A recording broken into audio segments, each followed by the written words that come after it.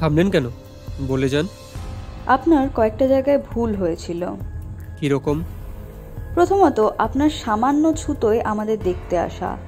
তবে আপনি আমাকে সন্দেহ করেননি, পরিতোষকে করেছিলেন। কিন্তু পরিতোষকে দেখে আপনি নিশ্চিন্ত হয়েছিলেন, এই ভেবে যে আমরা নেহাতি বেড়াতে আসা অতিথি। আদতে অবশ্য আমরা তাই ছিলাম। এই নিয়ে নিশ্চিত হয়েছিলেন বলেই আপনার দ্বিতীয় ভুলটা হয়। আপনি চিন্তা না করেই আমাকে একটা কথা বলে ফেলেছিলেন। কি কথা? গল্প শোনার আগে বলে রাখি, অনুগ্রহ করে পাইরেসি থেকে বিরত থাকুন। অবৈধভাবে শেয়ার বা ডাউনলোড করলে আইনানুগ ব্যবস্থা নেওয়া হতে পারে।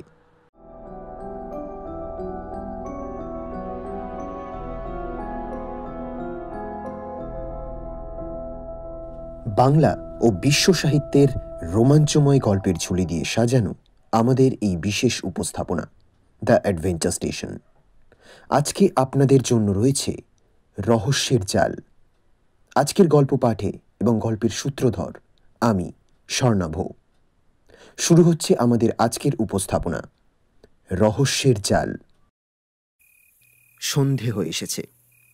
নদীর ওপারে অনুচ্চ পাহাড়ের চূড়োয় তখনও সূর্যাস্তের শেষ আলোটা যাই যাই করেও রয়ে গেছে। অসংখ্য পাখির কলরবের মধ্য দিয়ে সারা আকাশ জুড়ে নিঃশব্দে নামছে রাত। একটু বাদেই পাখিদের ডাক আর শোনা যাবে না। তখন গভীর অন্ধকারের ভেতর কেবল শান্ত ছোট্ট নদীটার ছলছল শব্দ রাত্রির নৈশব্দকে অনুরণিত করবে। কর্নেল নিরঞ্জন ঘোষের বাংলোটা ঠিক নদীর ধারেই। তার বারান্দায় একটা বেতের চেয়ারে বসে সীমন্তিনী মুগ্ধ বিস্ময়ে প্রকৃতির এই বিচিত্র রূপান্তর দেখছিল। আরও তিনজন এদিক ওদিক ছড়িয়ে ছিটিয়ে বসেছিল। পরিতোষ, কর্নেল ঘোষ আর তার স্ত্রী রত্নাবলী। রত্নাবলী সীমন্তিনীর ছেলেবেলার বন্ধু। ওরই আমন্ত্রণে এরা এসেছে এখানে। সীমন্তিনী দীর্ঘশ্বাস ফেলে বলল, কি অপূর্ব সুন্দর জায়গাটা। তোরা কি সুখেই আছিস রে রত্না? হ্যাঁ, সুন্দর জায়গা, সন্দেহ নেই। তবে ওই সৌন্দর্যটুকু ছাড়া আর কিছুই নেই এখানে। হঠাৎ একটা জুতোর কালি কিনতে হলেও ছুটতে হবে হায়দ্রাবাদ, 6 ঘন্টার ড্রাইভ। আর্মি আমাদের সব রকম কমফর্টই দেয় বটে, তবু শহরের জীবনটার জন্য মন কেমন করে। নদীর এপার কহে ছাড়িয়া নিঃশ্বাস। চুপ করো, তোমার তো খালি কাজ আর কাজ। আমার সময় কি করে কাটে ভেবে দেখেছো কখনো? ক্লাবে সেই একই লোক, একই আলোচনা, সব সময় ভালো লাগে না। আর তার ওপর কি যে আজকাল হয়েছে ওর, ভালো করে কথাই বলে না। কেন? কি জানি কি হয়েছে আজকাল, কেমন গোমরা হয়ে গেছে দেখ না। সব সময় অন্যমনস্ক, কি যেন চিন্তা করে। কি হয়েছে নিরঞ্জন বাবু? মানে বলতে যদি কোনো বাধা না থাকে। আরে না না, রত্নার যত সব পাগলামি। না, পাগলামি নয়। তুমি সীমন্তিনীকে বলো প্লিজ। আমাকে বলবে না আমি জানি, কিন্তু ওকে তো জানো। ওকে বলো তোমার কি হয়েছে। নিরঞ্জন কিছুক্ষণ স্থির দৃষ্টিতে রত্নার দিকে তাকিয়ে রইলেন। তারপর বললেন, তুমি কি এই জন্যে আমার বন্ধুকে এখানে ডেকে এনেছো নাকি? এ কথা জানলে তো আমাকে আসতে দিতেন না, তাই না? কেন শুনি? রত্না আমার বন্ধু, তাকে তার কোনো বিপদে আপদে আমি সাহায্য করতে পারি না? ও যদি আমাকে ডেকে এনেই থাকে, তাতে কি এমন মহাভারত অশুদ্ধ হয়ে গেল? আহা, তা নয়। এটা তো আমাদের ব্যক্তিগত কোনো প্রবলেম হতে পারে, কোনো টপ সিক্রেট ব্যাপারও হতে পারে। জানোই তো আমরা এখানে যে কাজ করি সেটা ভীষণ রকম গোপন, কাকপক্ষীতেও যেন টের না পায়। চারদিকে সিকিউরিটির বহর দেখে তাতে সন্দেহ থাকে না বটে। সেরকম গোপন কোনো ব্যাপার হলে আপনি কিচ্ছু বলবেন না মশাই। কোত্থেকে কি হয়ে যাবে শেষটায় ফায়ারিং স্কোয়াডের সামনেই না দাঁড়াতে হয়। আমাদের দেশে এখনো ফায়ারিং স্কোয়াড নেই যে তোমাকে কায়দা করতে পারবে। তাহলে ওকেই বলুন। রত্না, দেখো তোমার বন্ধুর কাণ্ড। রহস্যের গন্ধ পেয়ে খেপে উঠেছে একেবারে। এরপর না কামড়ে দেয়। দেবেই তো, দেওয়াই উচিত। নিরঞ্জন আবার কিছুক্ষণ চুপ করে বসে রইলেন। তারপর বললেন, আচ্ছা বলবো, কিন্তু সবটা বলবো না। আর যেটুকু বলবো সেটুকু তোমরা তিনজনই কখনো কারোর সঙ্গে আলোচনা করবে না। এই ব্যাপারে প্রতিজ্ঞা করতে হবে। আমরা প্রতিজ্ঞাবদ্ধ। দেখো সীমান্তিনী, আমি যে তোমাকে কথাগুলো বলতে যাচ্ছি সেই কথাগুলো সত্যি বাইরে ছড়ানো উচিত নয়। তবুও যে তোমাকে বলছি তার দুটো কারণ আছে। প্রথম কারণ, আমি জানি তুমি অনেক দিন অপরাধ তত্ত্ব নিয়ে ঘাটাঘাটি করেছো, এ ব্যাপারে তোমার সুনাম আছে, কাজেই তোমাকে বিশ্বাস করাই যায়। তোমার পেট যদি আলগা হতো তাহলে তুমি এতটা সুনাম করতে পারতে না। কিন্তু পরিতোষদা, ওর বেলা? ওকে বিশ্বাস করা যায়, কারণ ও যদি বাইরে গিয়ে কথাগুলো বলে তাহলে ওর কথা কেউ গুরুত্ব দেবে না, পাত্তাও দেবে না। ওর কথা থাক, এবার দ্বিতীয় কারণটা বলুন। হ্যাঁ, দ্বিতীয় কারণ হলো যাকে আমরা সন্দেহ করে রিপোর্ট তৈরি করেছি, আমার ধারণা সে নির্দোষ।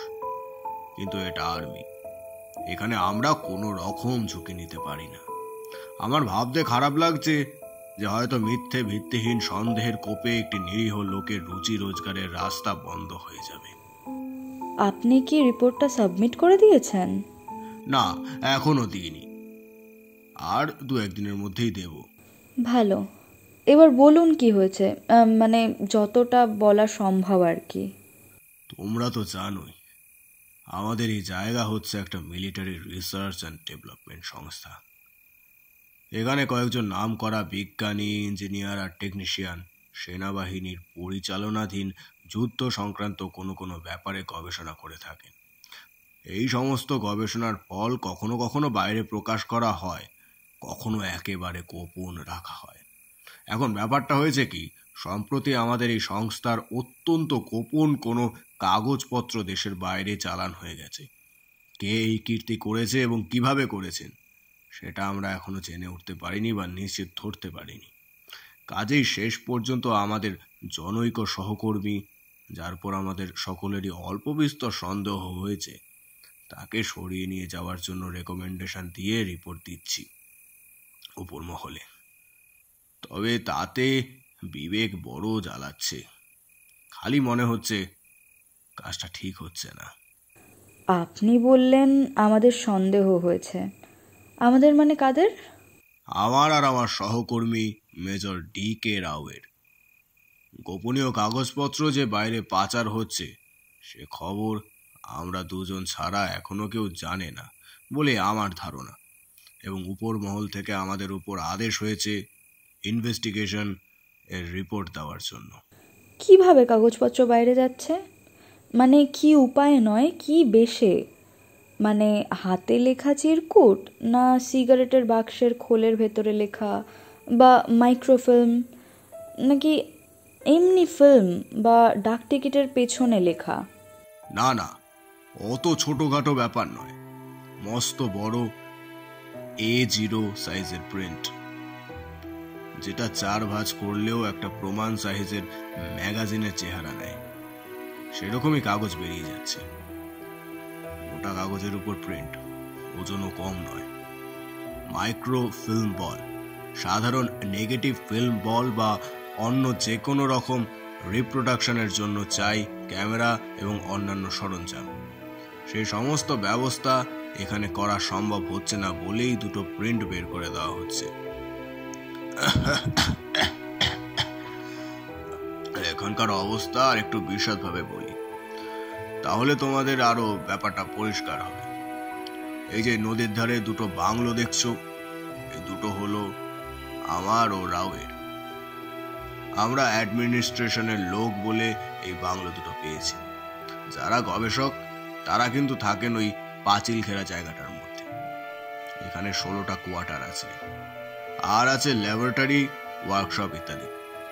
একজন আছে ডিরেক্টর পদে, আর তার অধীনে 15 জন গবেষক কাজ করছে। এই এনক্লোজারের ভেতর ঢোকা বা বেরোনো কোনো কিন্তু বড় সহজ কাজ নয়। সিকিউরিটি প্রচন্ড কড়াকড়ি, এমনকি আমাদের ঢোকা বা বেরোনো তল্লাশি হাত থেকে রেহাই পায় না। যারা ল্যাবরেটরিতে বা ওয়ার্কশপে সাধারণ কাজ করে তারা কোথায় থাকে? তারা থাকে ওই এনক্লোজারের ওপাশে কোয়ার্টার্সে। এখন এই সমস্ত জায়গায় আমার কাঁটাতারের বেড়া দিয়ে ঘেরা, কাজেই ভেতরে যারা থাকেন তাদের এখান থেকে ঢুকতে বা বেরোতে দুবার সিকিউরিটির মুখোমুখি হতে হয়। এই অবস্থায় কারো পক্ষেই ক্যামেরা বা গুপ্তচর বৃত্তি অন্যান্য কোনো সরঞ্জাম ভেতরে নিয়ে যাওয়া অত্যন্ত কঠিন, যদিও অসম্ভব নয়। কিন্তু আমরা যখন এলাম তখন তো বেশ তল্লাশি তেমন কিছু হলো না।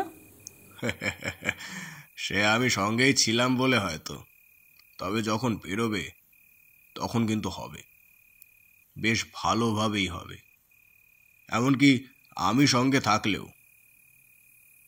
সে যাই হোক, এখন প্রশ্ন হচ্ছে যে ড্রয়িংগুলো যাচ্ছে কেন এবং কিভাবে। কেন যাচ্ছে বোঝা কঠিন নয়, গুপ্তচর বৃত্তি চিরকালই ছিল, এখনো আছে। আর ক্যামেরা বা সেরকম কোনো সরঞ্জাম ভেতরে ঢোকানো যাচ্ছে না বলে আস্ত প্রিন্টগুলোই বেরিয়ে যাচ্ছে। কিন্তু কিভাবে যাচ্ছে? ওখান থেকে বাইরে বেরানোর রাস্তা দুটো, স্থলপথ আর আকাশপথ। স্থলপথে যে অত বড় প্রিন্টগুলো বেরোবে সেটা অসম্ভব বলে মনে হয়। আর আকাশপথে যেতে হলে সাহায্য নিতে হয় কোনো পাখির, কিন্তু কোন পাখি? পায়রা হতে পারে না। একটা A0 প্রিন্ট ভাঁজ করে গোল করে পাকালে আকারে আর ওজনে একটা প্রমাণ সাইজের পায়রাকে ছাড়িয়ে যাবে। তাহলে কি ঈগল পাখি আসবে কোত্থেকে? প্রিন্টটা তো ছিঁড়ে ছিঁড়েও পাঠানো যেতে পারে, পরে সব কটা টুকরো জোড়া দিলেই হলো। হ্যাঁ, সে সম্ভাবনার কথা প্রথমেই মনে আসে বটে, কিন্তু ঘটনা তো ঘটছে না। আমার কাছে যে খবর এসেছে তাতে জানা গেল যে আস্ত প্রিন্টই বেরিয়ে যাচ্ছে। আর এই জিনিস ছিঁড়ে ছিঁড়ে পাঠানোর রিস্ক বোধ হয় যিনি পাঠাচ্ছেন তিনি নিতে চান না। ওখান থেকে নদীটা কত দূরে? অনেক দূর। এই ম্যাক্সিমাম সিকিউরিটি এনক্লোজার ঘিরে আছে একটা 10 ফুট উঁচু পাঁচিল। পাঁচিলের উপর কাঁটাতারের বেড়া আর তার প্রতি 50 ফুটে একটা করে ওয়াচ টাওয়ার। ওই ওয়াচ টাওয়ারগুলোর মধ্যে 24 ঘন্টা পাহারা। পাঁচিলের দুধারে সারা রাত আলো জ্বলে। পাঁচিলের পর প্রায় 70 ফুট চওড়া খালি জায়গা, তারপর নদী। ওই খালি জায়গাতেও সারা রাত আলো দেওয়া থাকে। এইসব পেরিয়ে নদীতে কিছু ছুঁড়ে ফেলা অসম্ভব। কিন্তু ধরুন নদীর ধারে বেড়াতে বেড়াতেও তো সবার অলক্ষ্যে কিছু ছুঁড়ে দিতে পারে। অনেকেই তো সকালে ওদিকে বেড়ান দেখি। তাও বেড়ান, কিন্তু তাদের সকলকেই তল্লাশি পেরিয়ে আসতে হবে। তাছাড়া যে পোশাকে তারা বেড়ান, হাফ প্যান্ট বা স্পোর্টস গেঞ্জি, তাতে কিছু লুকিয়ে আনা অত্যন্ত কঠিন, তাই না? আচ্ছা, ভেতরে তো ওয়ার্কশপ আছে, আর সেখানে যখন কাজ হয় তখন নিশ্চয়ই আপনার সিকিউরিটি স্টাফ ঘাড়ের উপরে দাঁড়িয়ে থাকে না? বেশ, তাহলে আমি তো ওখানে কাজ করতে করতে ছোট ছোট টুকরো একটা খেলনা গ্লাইডার বানাতে পারি। টুকরোগুলো লুকিয়ে বাড়ি নিয়ে এসে অ্যাসেম্বল করে তার ভিতরে কাগজটা পুড়ে রাত্রেবেলা আকাশে উড়িয়ে দিতে পারি।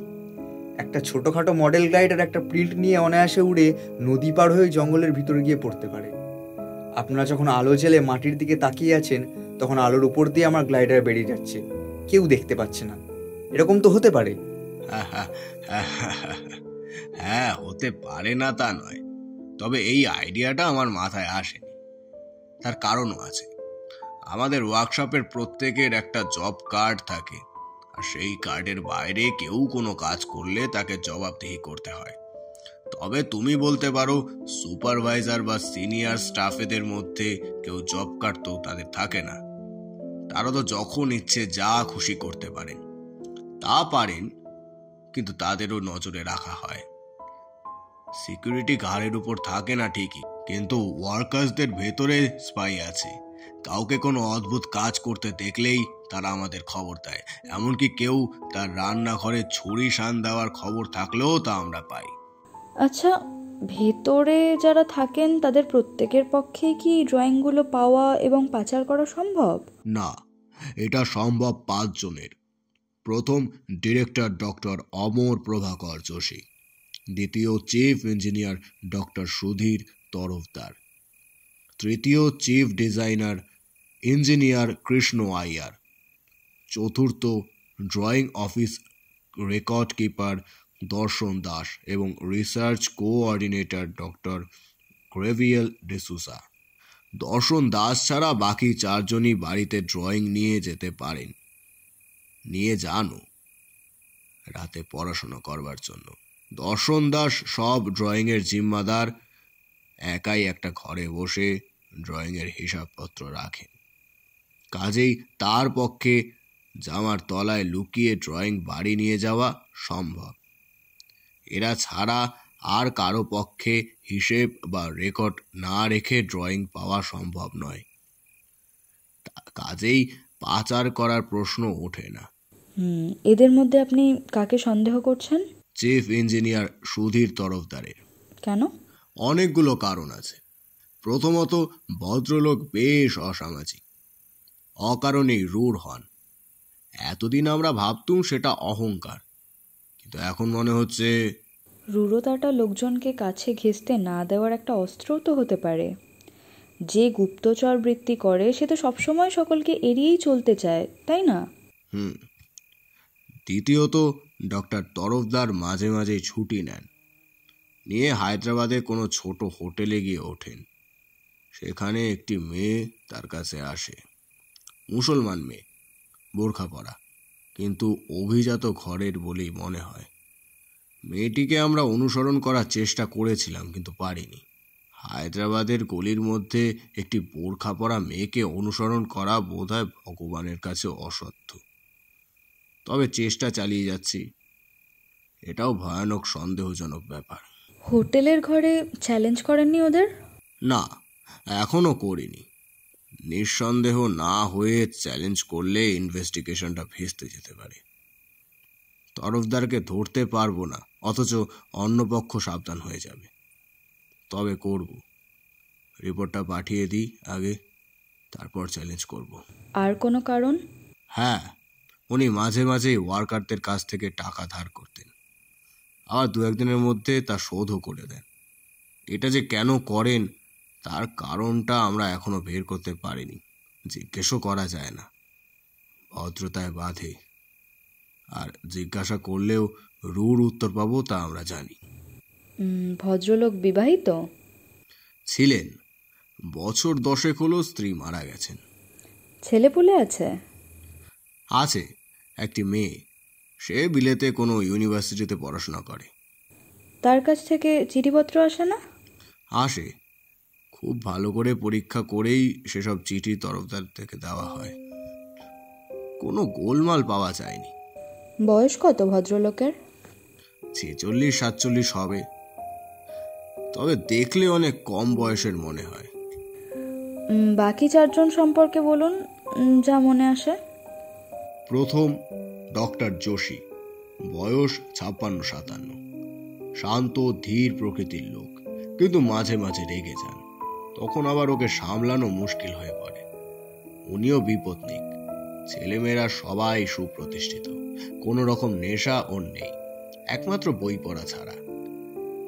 আমাদের এই প্রতিষ্ঠানটি প্রায় ওর নিজের হাতেই তৈরি করা, আর এটিকে চালানো একজন অটোক্রেটিকের মতো। শ্রমিকরা ওকে অসম্ভব ভালোবাসে, অফিসাররা 2 চোখে দেখতে পারে না। অফিসাররা ওকে আড়ালে ডিরেক্টরের বদলে ডিক্টেটর যোশী সাহেব হিসাবে বলে থাকে। দ্বিতীয়, কৃষ্ণ আইয়ার, খুব হাসি খুশি ফুর্তিবাজ লোক, বহু বছর বিলেতে আমেরিকায় কাটিয়েছেন, কিন্তু তাতে ওর চরিত্র পাল্টায়নি। একজন খাঁটি ভারতীয়। দক্ষিণ ভারতীয় তো বটেই, কিন্তু তাই বলে সংকীর্ণ মনোবৃত্তি নেই। খুব ভালো বীণা বাজান। তা কেবল কর্ণাটকী রাগ নয়, হিন্দুস্তানি রাগেও ওর সমান দক্ষতা। বয়স 45। আপনারা যারা গল্প শুনছেন কিন্তু এখনও সাবস্ক্রাইব করেননি, তাদের গল্পটি ভালো লাগলে সাবস্ক্রাইব করতে পারেন। খুব সম্ভবত অবিবাহিত, যদিও শুনেছি অল্প বয়সে বিদেশে তীরে এসে নাকি একজন বিদেশিনীকে বিয়ে করেছিলেন, তবে সে বিয়ে টেকেনি। ওকে জিজ্ঞাসা করলে হাসেন, বলেন প্রথম যৌবনে নাকি এক বাঙালি মেয়ের প্রেমে পড়েছিলাম, তা অন্য তরফ থেকে কোনো সাড়া না পাওয়ায় সে মুষড়ে পড়েছিলেন, আর বিয়ে করে ওঠেননি। এটা সত্যি কথা হতেও পারে, ঠাট্টাও হতে পারে। তৃতীয় দর্শন দাস, এলাহাবাদের বাঙালি, পরিষ্কার হিন্দি বলেন, যদিও বাংলাটা বলেন থেমে থেমে। বয়স 50, আইআরের আন্ডারে কাজ করেন। আচ্ছা, 1 মিনিট। কিছু প্রিন্ট যে ওদের রেকর্ড থেকে খোয়া গিয়েছে তা উনি জানেন? হয়তো জানেন, তবে জানলেও রিপোর্ট করেননি। নাও জানতে পারেন। অনেক প্রিন্টই তো থাকে ওর জিম্মায়। একটা প্রিন্ট সরিয়ে তার জায়গায় আরেকটা রেখে দিলে সেটা ধরা খুবই কঠিন। আর কেই বা সব প্রিন্ট খুলে খুলে দেখে বলো? বিবাহিত? হ্যাঁ, স্ত্রীর নামটি খুব ফ্যান্সেবল, শাহানা। কিন্তু মানুষটি নিতান্তই সাদাসিধা আর ভালো লোক। যেমন স্বামী তেমনি স্ত্রী। ওদের এক ছেলে এক মেয়ে। ছেলে কলকাতায় চাকরি করে, মাঝে মাঝে আসে। মেয়েও বিবাহিত, স্বামীর সঙ্গে বিদেশে থাকে। এদের চিঠিপত্র আসে? আসে, কোনো গোলমেল নেই বললেই চলে। এরপর ডক্টর গ্যাব্রিয়েল ডিসুজা, ইনি একটি চিজ। যেমন পণ্ডিত তেমনি চ্যাংড়া, অফিসে এক মূর্তি, বাইরে এক। এর বাবা কেরালার লোক, মা আমেরিকান, জন্ম লন্ডনে, লেখাপড়া প্যারিসে, অধ্যাপনা ম্যানিলায়, শেষ পর্যন্ত এখানে। একজন সত্যিকারের আন্তর্জাতিক লোক, কাউকে পাত্তা দেন না, ডক্টর যোশীকে পর্যন্ত না। অফিসের বাইরে সর্বক্ষণ হইচই করে সময় কাটান, তবে কাজে নাকি অসাধারণ। এর স্ত্রী সারদা, তবে ইনিও আন্তর্জাতিক মহিলা। এদের দুজনেরই বয়স 45-এর কাছাকাছি হবে, তবে হাবভাব দেখলে 35-এর বেশি মনে হয় না। এদের একটি ছেলে, ইম্যানুয়েল ওরফে জো, 10 বছর বয়স, মহাবিচ্ছু। সীমন্তিনী কিছুক্ষণ চিন্তা করে বলল, এ পর্যন্ত সব ঠিক আছে। এবার বলুন, এদের হাব ভাব, চালচলন, অভ্যাস, বাতিক ইত্যাদির মধ্যে কোনো অস্বাভাবিক কিছু লক্ষ্য করেন? ডক্টর তরফদার সম্পর্কে অবশ্য কিছু বলেছেন, এছাড়াও যদি কিছু মনে আসে তাও বলুন।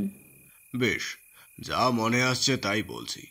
প্রথমত ডক্টর যোশী, আগেই বলেছি ভদ্রলোক, ভীষণ বদরাগী। কিন্তু সম্প্রতি দেখছি ওর রাগ যেন অস্বাভাবিক বেড়ে গেছে, অথচ তার ঠিক কোনো কারণ খুঁজে পাচ্ছি না।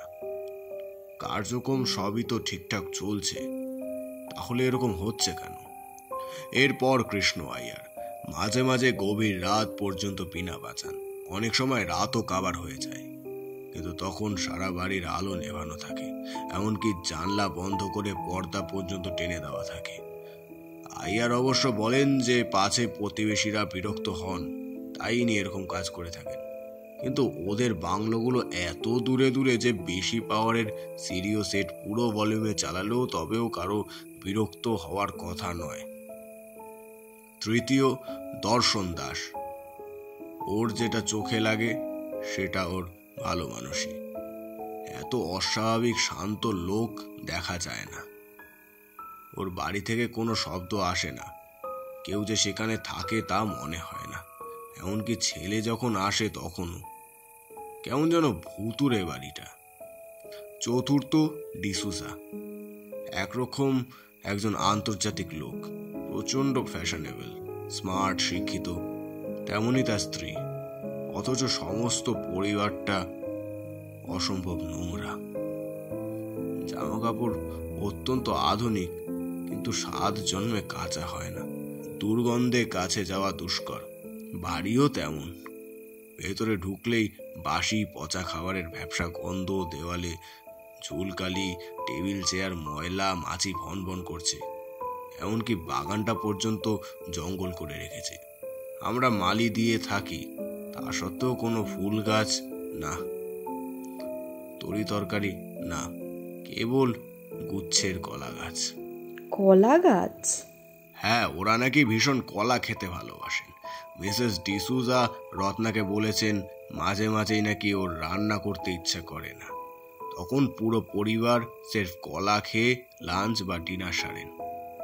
বলেন কি, মিস্টার ডিসুজা আপত্তি করেন না? করেন না বললেই মনে হয়, করলে অনেক আগেই লাঠালাঠি হয়ে যেত। বেশ বোহেমিয়ান ব্যাপার, তাই না? তাও বলতে পারো। আর নববিবাহিত দম্পতি হলেও এতে আশ্চর্য হওয়ার কিছু থাকতো না। কিন্তু এরকম একটা পরিবার এই ধরনের ছন্নছাড়া ভাব এর আগে আমি কখনো দেখিনি। এটা আমার কাছে বেশ অস্বাভাবিক বলে মনে হয়। সীমন্তিনী অনেকক্ষণ আকাশের বুকে আবছায়া পাহাড়টার দিকে তাকিয়ে স্থির হয়ে বসে রইল। পরিতোষ আর কর্নেল ঘোষ গোটা চারেক সিগারেট ধ্বংস করার পর সীমন্তিনী দীর্ঘশ্বাস ফেলে নড়ে চড়ে বসল। চিন্তিত গলায় প্রশ্ন করল, আচ্ছা নিরঞ্জন বাবু, আপনি যদি একজন গুপ্তচর হতেন তাহলে কি ডক্টর তরফদার যা যা করছেন তা করতে পারতেন? কিরকম? মানে ধরুন ম্যাক্সিমাম সিকিউরিটি এনক্লোজারে থেকে এবং একথা ভালো করে জেনে যে আপনার গতিবিধির ওপর নজর রাখা হচ্ছে, তা সত্ত্বেও আপনি ছুটি নিয়ে হায়দ্রাবাদে গিয়ে একটা বোরখা পরা মেয়ের সঙ্গে একটা হোটেলে দেখা করতে পারতেন। ব্যাপারটা অত্যন্ত নির্বোধের মতো কাজ হতো না?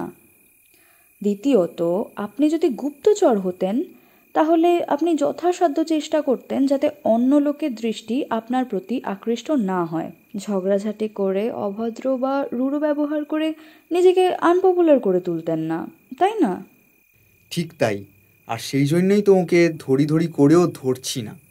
রত্নার ধারণা ভদ্রলোক একটি মুসলমান মেয়েকে বিয়ে করতে চান, কোনো সামাজিক বা পারিবারিক বাধার জন্যে তা করতে পারছেন না, অথচ মেয়েটিকে ছাড়তেও পারছেন না। সেই জন্যেই এত খিটখিটে হয়ে থাকেন আর হায়দ্রাবাদে যান অভিসারে।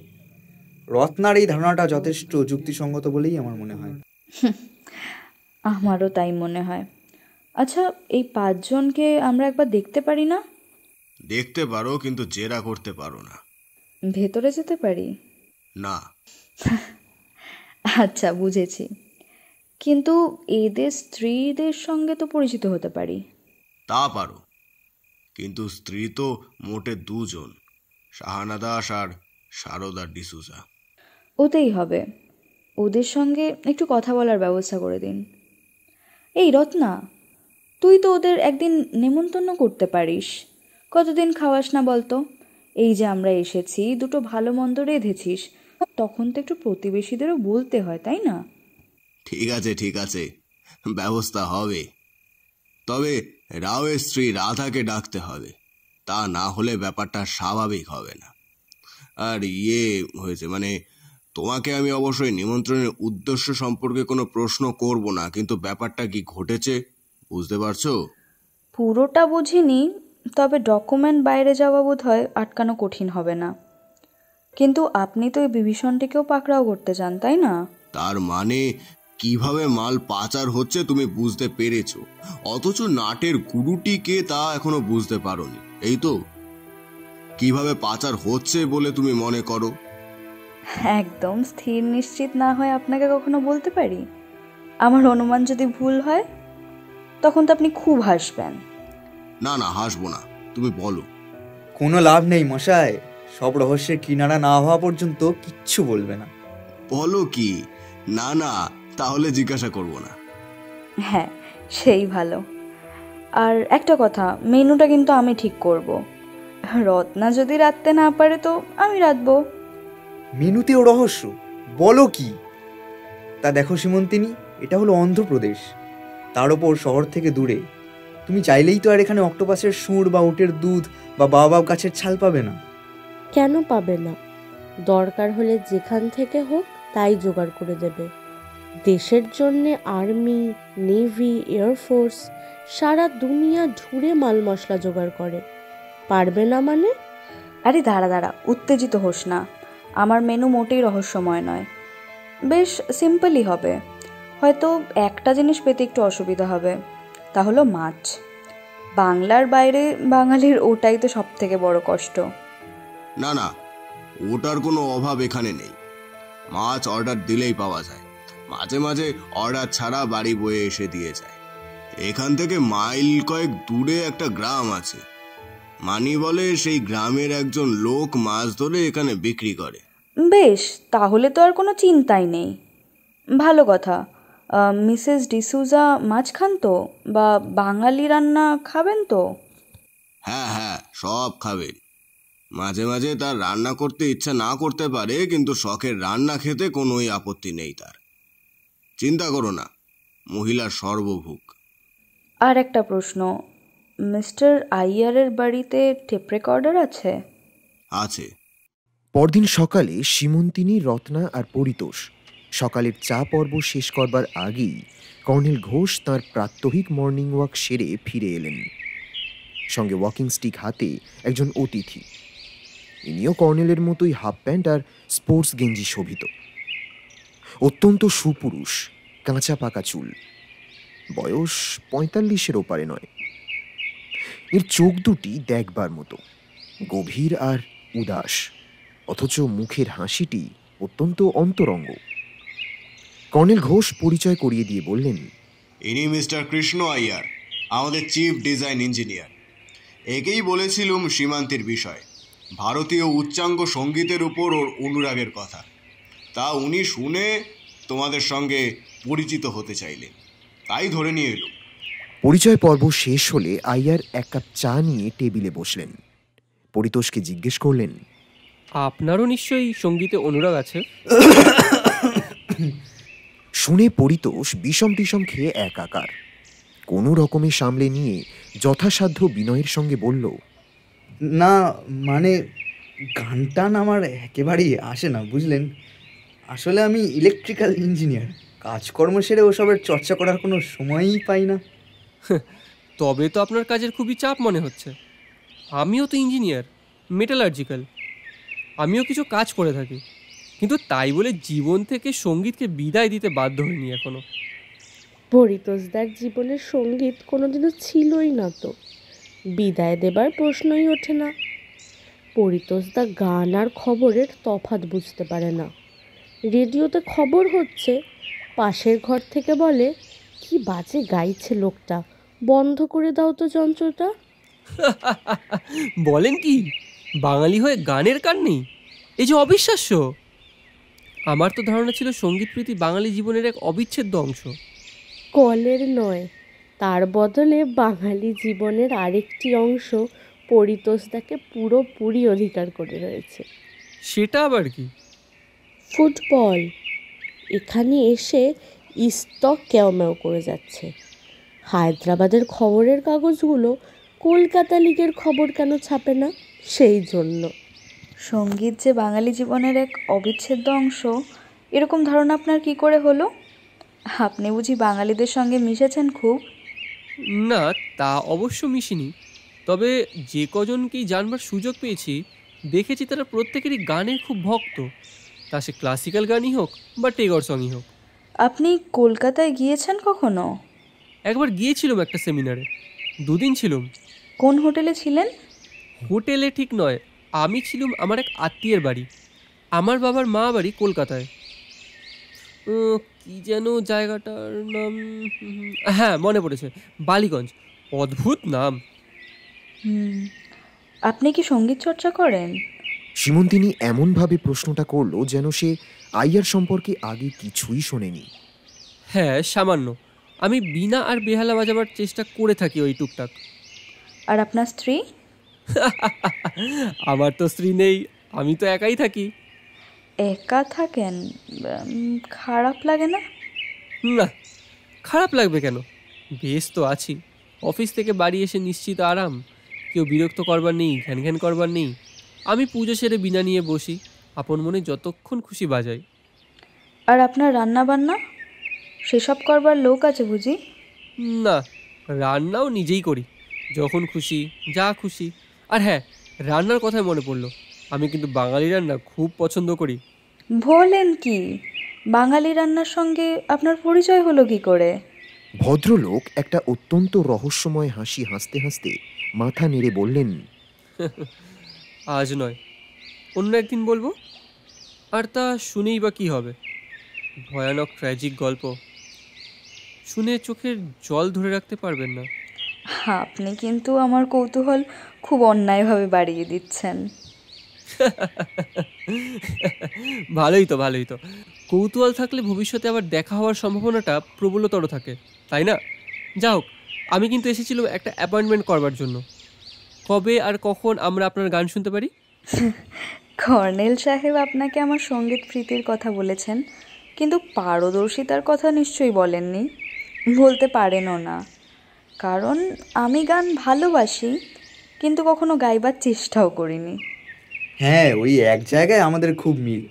ভগবান আমাদের গলায় এতটুকু সুরও দেননি, তাতে অবশ্য অসুবিধা কিছু নেই। দুজনেই মনে মনে ভাবি, বাব্বা খুব বেঁচে গেছি। দুপুরবেলা লাঞ্চ সেরে নিরঞ্জন অফিসে যাওয়ার জন্য প্রস্তুত হয়ে জিপে উঠতে যাচ্ছেন। একটা অ্যাম্বাসাডর এসে পাশে দাঁড়ালো। দুটো গাড়ির চালকরাই নেমে এলেন। বারান্দা থেকে সীমন্তিনী, রত্না আর পরিতোষ পরিষ্কার দুজনের কথাবার্তা শুনতে পেল। নিরঞ্জন গলাটা একটু তুলেই বললেন, আরে এই যে তরফদার সাহেব, কোথায় চললেন? হায়দ্রাবাদে নাকি? আবার ছুটি নিয়েছেন? পারেনও মশাই। অকারণে তরফদারকে খোঁচাচ্ছে, এক্ষুনি খেপে গিয়ে চেঁচামেচি শুরু করে দেবে। তরফদার কিন্তু চেঁচামেচি করলেন না। সীমন্তিনী গলা বাড়িয়ে চট করে ভদ্রলোককে দেখে নিল। সত্যিই ভদ্রলোককে দেখলে 46 বা 47 বছর বয়সের বলে মনে হয় না। দীর্ঘাকৃতি শরীরে এক ফোঁটা মেদ নেই। হাত কাটা সাদা শার্ট আর জিন্সের ভেতর দিয়ে স্বাস্থ্য যেন উপচে পড়ছে। মুখ যে খুব সুদর্শন তা নয়, কিন্তু ইংরেজিতে যাকে বলে রাগেডলি হ্যান্ডসাম। চুল পাকেনি একটাও, তবে কপাল বেশ চওড়া হয়ে গেছে। তরফদার যেন একটু অন্যমনস্কভাবে প্রশ্ন করলেন, হ্যাঁ মশাই, জাহানারা আলমের আপনি কখনো নাম শুনেছেন? তার সম্পর্কে কিছু জানেন? কি ব্যাপার বলুন দেখি? তেরেপুরে অফিসে যাচ্ছি আর আপনি রাস্তায় ধরে মহিলাদের খোঁজখবর জানতে চাইছেন? আমি মশাই সংসারী লোক, বউ বাচ্চা নিয়ে ঘর করি। মহিলাদের খোঁজখবর রাখার সাহস আমার আছে? ইয়ার্কি রাখুন, জানেন যদি তো বলুন। আচ্ছা, ভদ্র মহিলা তো মনে হচ্ছে মুসলমান। হায়দ্রাবাদীদের ধরে জিজ্ঞাসা করলেই তো জানতে পারতেন। দূর দূর, যত সব অশিক্ষিত ইডিয়েট। আপনি শিক্ষিত লোক বলেই প্রশ্নটা করেছিলাম। জানেন না যখন, তখন আর কি করা যাবে। চলি। দাঁড়ান দাঁড়ান মশাই, দাঁড়ান।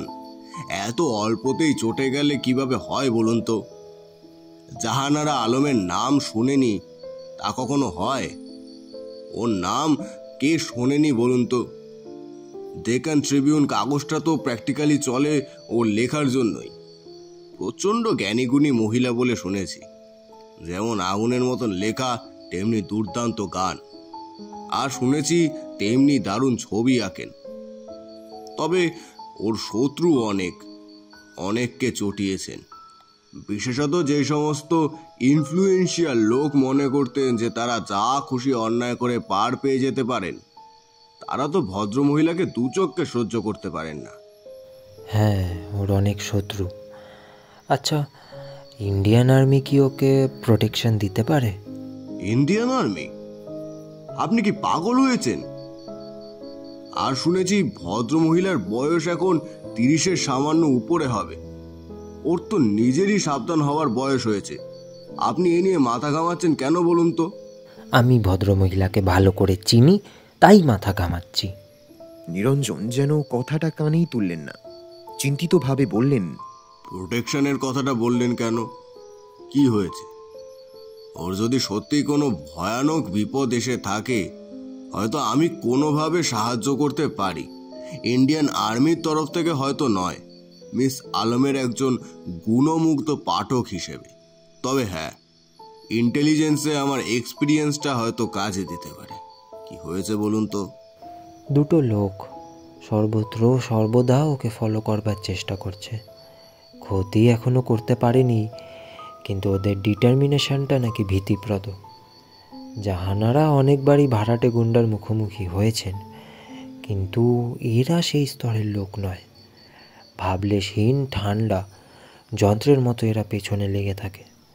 জাহানারা ওদের ফাঁকি দিলেও তারা বিচলিত হয় না, আবার আসে। কিরকম দেখতে লোক দুটো? খুনি খুনি চেহারা কি? খুনিদের চেহারার কোনো বৈশিষ্ট্য থাকে কি না আমার জানা নেই, তবে শুনেছি এদের একজন রোগা কালো লম্বা, খোঁচা খোঁচা চুল, পাকানো গোঁফ, আর অন্যজন মাঝারি হাইট, ফর্সা, ভালো স্বাস্থ্য, গলায় চেনে ঝোলানো ক্রস আর মাথা জোড়া টাক। বাবা, মিস আলমের তো অসাধারণ পর্যবেক্ষণ শক্তি। ওই দুই হারামজাদা বোধহয় মিস আলমের এই অর্ধেকেরও অর্ধেক দেখতে পায়নি। না, সত্যি মহিলার অবিশ্বাস্য প্রতিভা। ওকে প্রোটেকশন দেওয়ার কোনো দরকার হবে বলে মনে হয় না। তা আপনি পুলিশে খবর দিয়েছেন? না, আপনি দয়া করে আমাকে পুলিশের কথা বলবেন না। আচ্ছা আচ্ছা, বলবো না। তাহলে এক কাজ করা যাক, আপনি আমাকে একবার হায়দ্রাবাদে নিয়েছিল, মিস আলমের সঙ্গে পরিচিতি হওয়া যাবে, আর ওই দুই মরকটকে জুতো পেটা করে আসা যায় কি না তাও দেখা যাবে। হ্যাঁ হ্যাঁ, সেই ভালো, আমি আজই গিয়ে কথাবার্তা বলে আসছি। দুটো গাড়ি চলে যেতেই সীমন্তিনী জিজ্ঞেস করলো, ওই দুই মর্কটকে চিনিস নাকি রত্না? চিনি না আবার। একটা তো দামোদর প্রসাদ, আর অন্যটা নিশ্চয়ই আন্টেনি। দুটোর কপালে গভীর দুঃখ আছে। আর জাহানারা?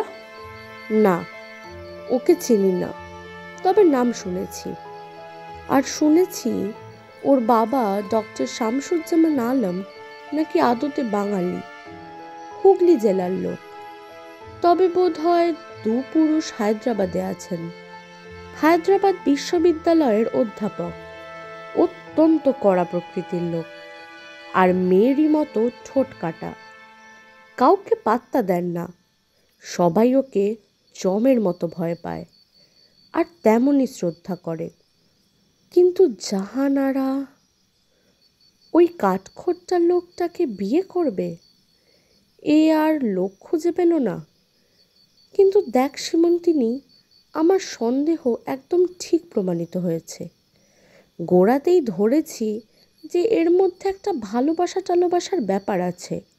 কি ঠিক ধরিনি? এখনো ঠিক বলা যাচ্ছে না। তার মানে তরফদার সাহেবের প্রতি তোর এখনো সন্দেহ আছে? আছে বই কি, বরং আরও বেড়েছে। এই পুরো ব্যাপারটাই সাজানো হতে পারে। তরফদার তো নিরঞ্জনবাবুর কাছে বিয়ের ব্যাপারে সাহায্য চাননি, চেয়েছেন জাহানারাকে তার অনুসরণকারীদের হাত থেকে বাঁচানোর জন্য। তরফদার স্পষ্টতই জানেন না যে অনুসরণকারীরা নিরঞ্জনবাবুরই লোক, কিন্তু তিনি পুলিশের কাছে যাননি। যেভাবে পুলিশের কথা না বলার জন্য তিনি বললেন, তাতে মনে হতে পারে যে ঘুষখোর পুলিশ ইনফ্লুয়েন্সিয়াল শত্রুদের টাকা খেয়ে জাহানারাকে সাহায্য তো করবেনই না, উল্টে ক্ষতিই করবে। কিন্তু লক্ষ্য করেছিস নিশ্চয়ই যে অনুসরণকারী দুজন সাধারণ ভাড়াটে গুন্ডা নয় বলেই তরফদারের ধারণা। তাহলে পুলিশের কাছে যেতে বাধা কোথায়? কিন্তু জাহানারার পরিচয় আজকে হঠাৎ নিরঞ্জনবাবুর কাছে প্রকাশ করার কি কারণ থাকতে পারে? দেখ, আমাদের দেশে যখন খবর এসেছে যে এখান থেকে গোপনে ইনফরমেশন বিদেশে চলে যাচ্ছে, তখন যারা গুপ্তচর বৃত্তি চালাচ্ছে তারাও নিশ্চয়ই জানতে পেরেছে যে তাদের খেলাটা ধরা পড়ার আর বেশি বাকি নেই। এখন তরফদার যদি তাদের দলভুক্ত হন, তাহলে তাকে নিশ্চয়ই সাবধান করে দেওয়া হয়েছে। তাহলে আজকের এই পরিচয় প্রকাশের কারণটি খুবই স্পষ্ট। প্রথমত, তিনি বাজিয়ে দেখে নিলেন যে নিরঞ্জনবাবুর জাহানারার ওপর ধারণা বেশ ভালো। তখন তিনি এমন একটা ভাব করলেন যেন তাদের দুজনের প্রেম, এবং তিনি জাহানারার নিরাপত্তার জন্য অত্যন্ত ব্যাকুল। ব্যাস, তাহলে নিরঞ্জনবাবুর তরফদারের ওপর থেকে সন্দেহটা চলে যাওয়ার সম্ভাবনাটাই বেশি, যেমন হয়েছে রত্নার। তার মানে তুমি বলতে চাইছো তরফদার আর জাহানারা দুজনেই এর মধ্যে জড়িত? হতেও তো পারে। বিকেলের দিকে একটা জিপ এসে কর্নেল ঘোষের বাড়ির সামনে দাঁড়ালো। সীমন্তিনী আর রত্না বারান্দায় বসে চা খাচ্ছিল। দুজনেই কৌতূহলী হয়ে উঠে দাঁড়ালো। জিপ থেকে নামলেন একজন প্রৌঢ় ভদ্রলোক, এক মাথা পাকা চুল আর আশুতোষ মার্কা পাকা গোঁফ, সামান্য স্থূল বেঁটে শরীর, পরনে ঢলঢলে সাদা প্যান্ট আর ততোধিক ঢলঢলে ফুলহাতা শার্ট। রত্না একটু এগিয়ে গিয়ে বলল, আরে দাসবাবু যে, কি ব্যাপার? আমাকে কর্নেল ঘোষ পাঠিয়েছেন। পরিতোষ বাবুকে ভেতরে নিয়ে যাওয়ার জন্য। ডক্টর যোশী ওনার সঙ্গে একটু কথা বলতে চান। ডক্টর যোশী? সে কি, কেন? আগে সে তো আমাকে বললেন না, তবে আমার মনে হচ্ছে কি কোনো ইলেকট্রিক্যাল প্রবলেম আছে, তাই নিয়ে কথা বলতে চাইছেন। ও আচ্ছা, আপনি এখানে এসে বসুন, আমি পরিতোষদাকে ডেকে দিচ্ছি। উনি বোধহয় ঘুমাচ্ছেন, তৈরি হতে সময় লাগবে কিছু। আপনি বরং ততক্ষণ একটু চা খান। অত্যন্ত সংকোচের সঙ্গে বারান্দায় উঠে এলেন দাস। বললেন, না না, চায়ের কোনো দরকার নেই, আমি বসছি, আপনি ওনাকে বলুন। কেন চা খাবেন না কেন?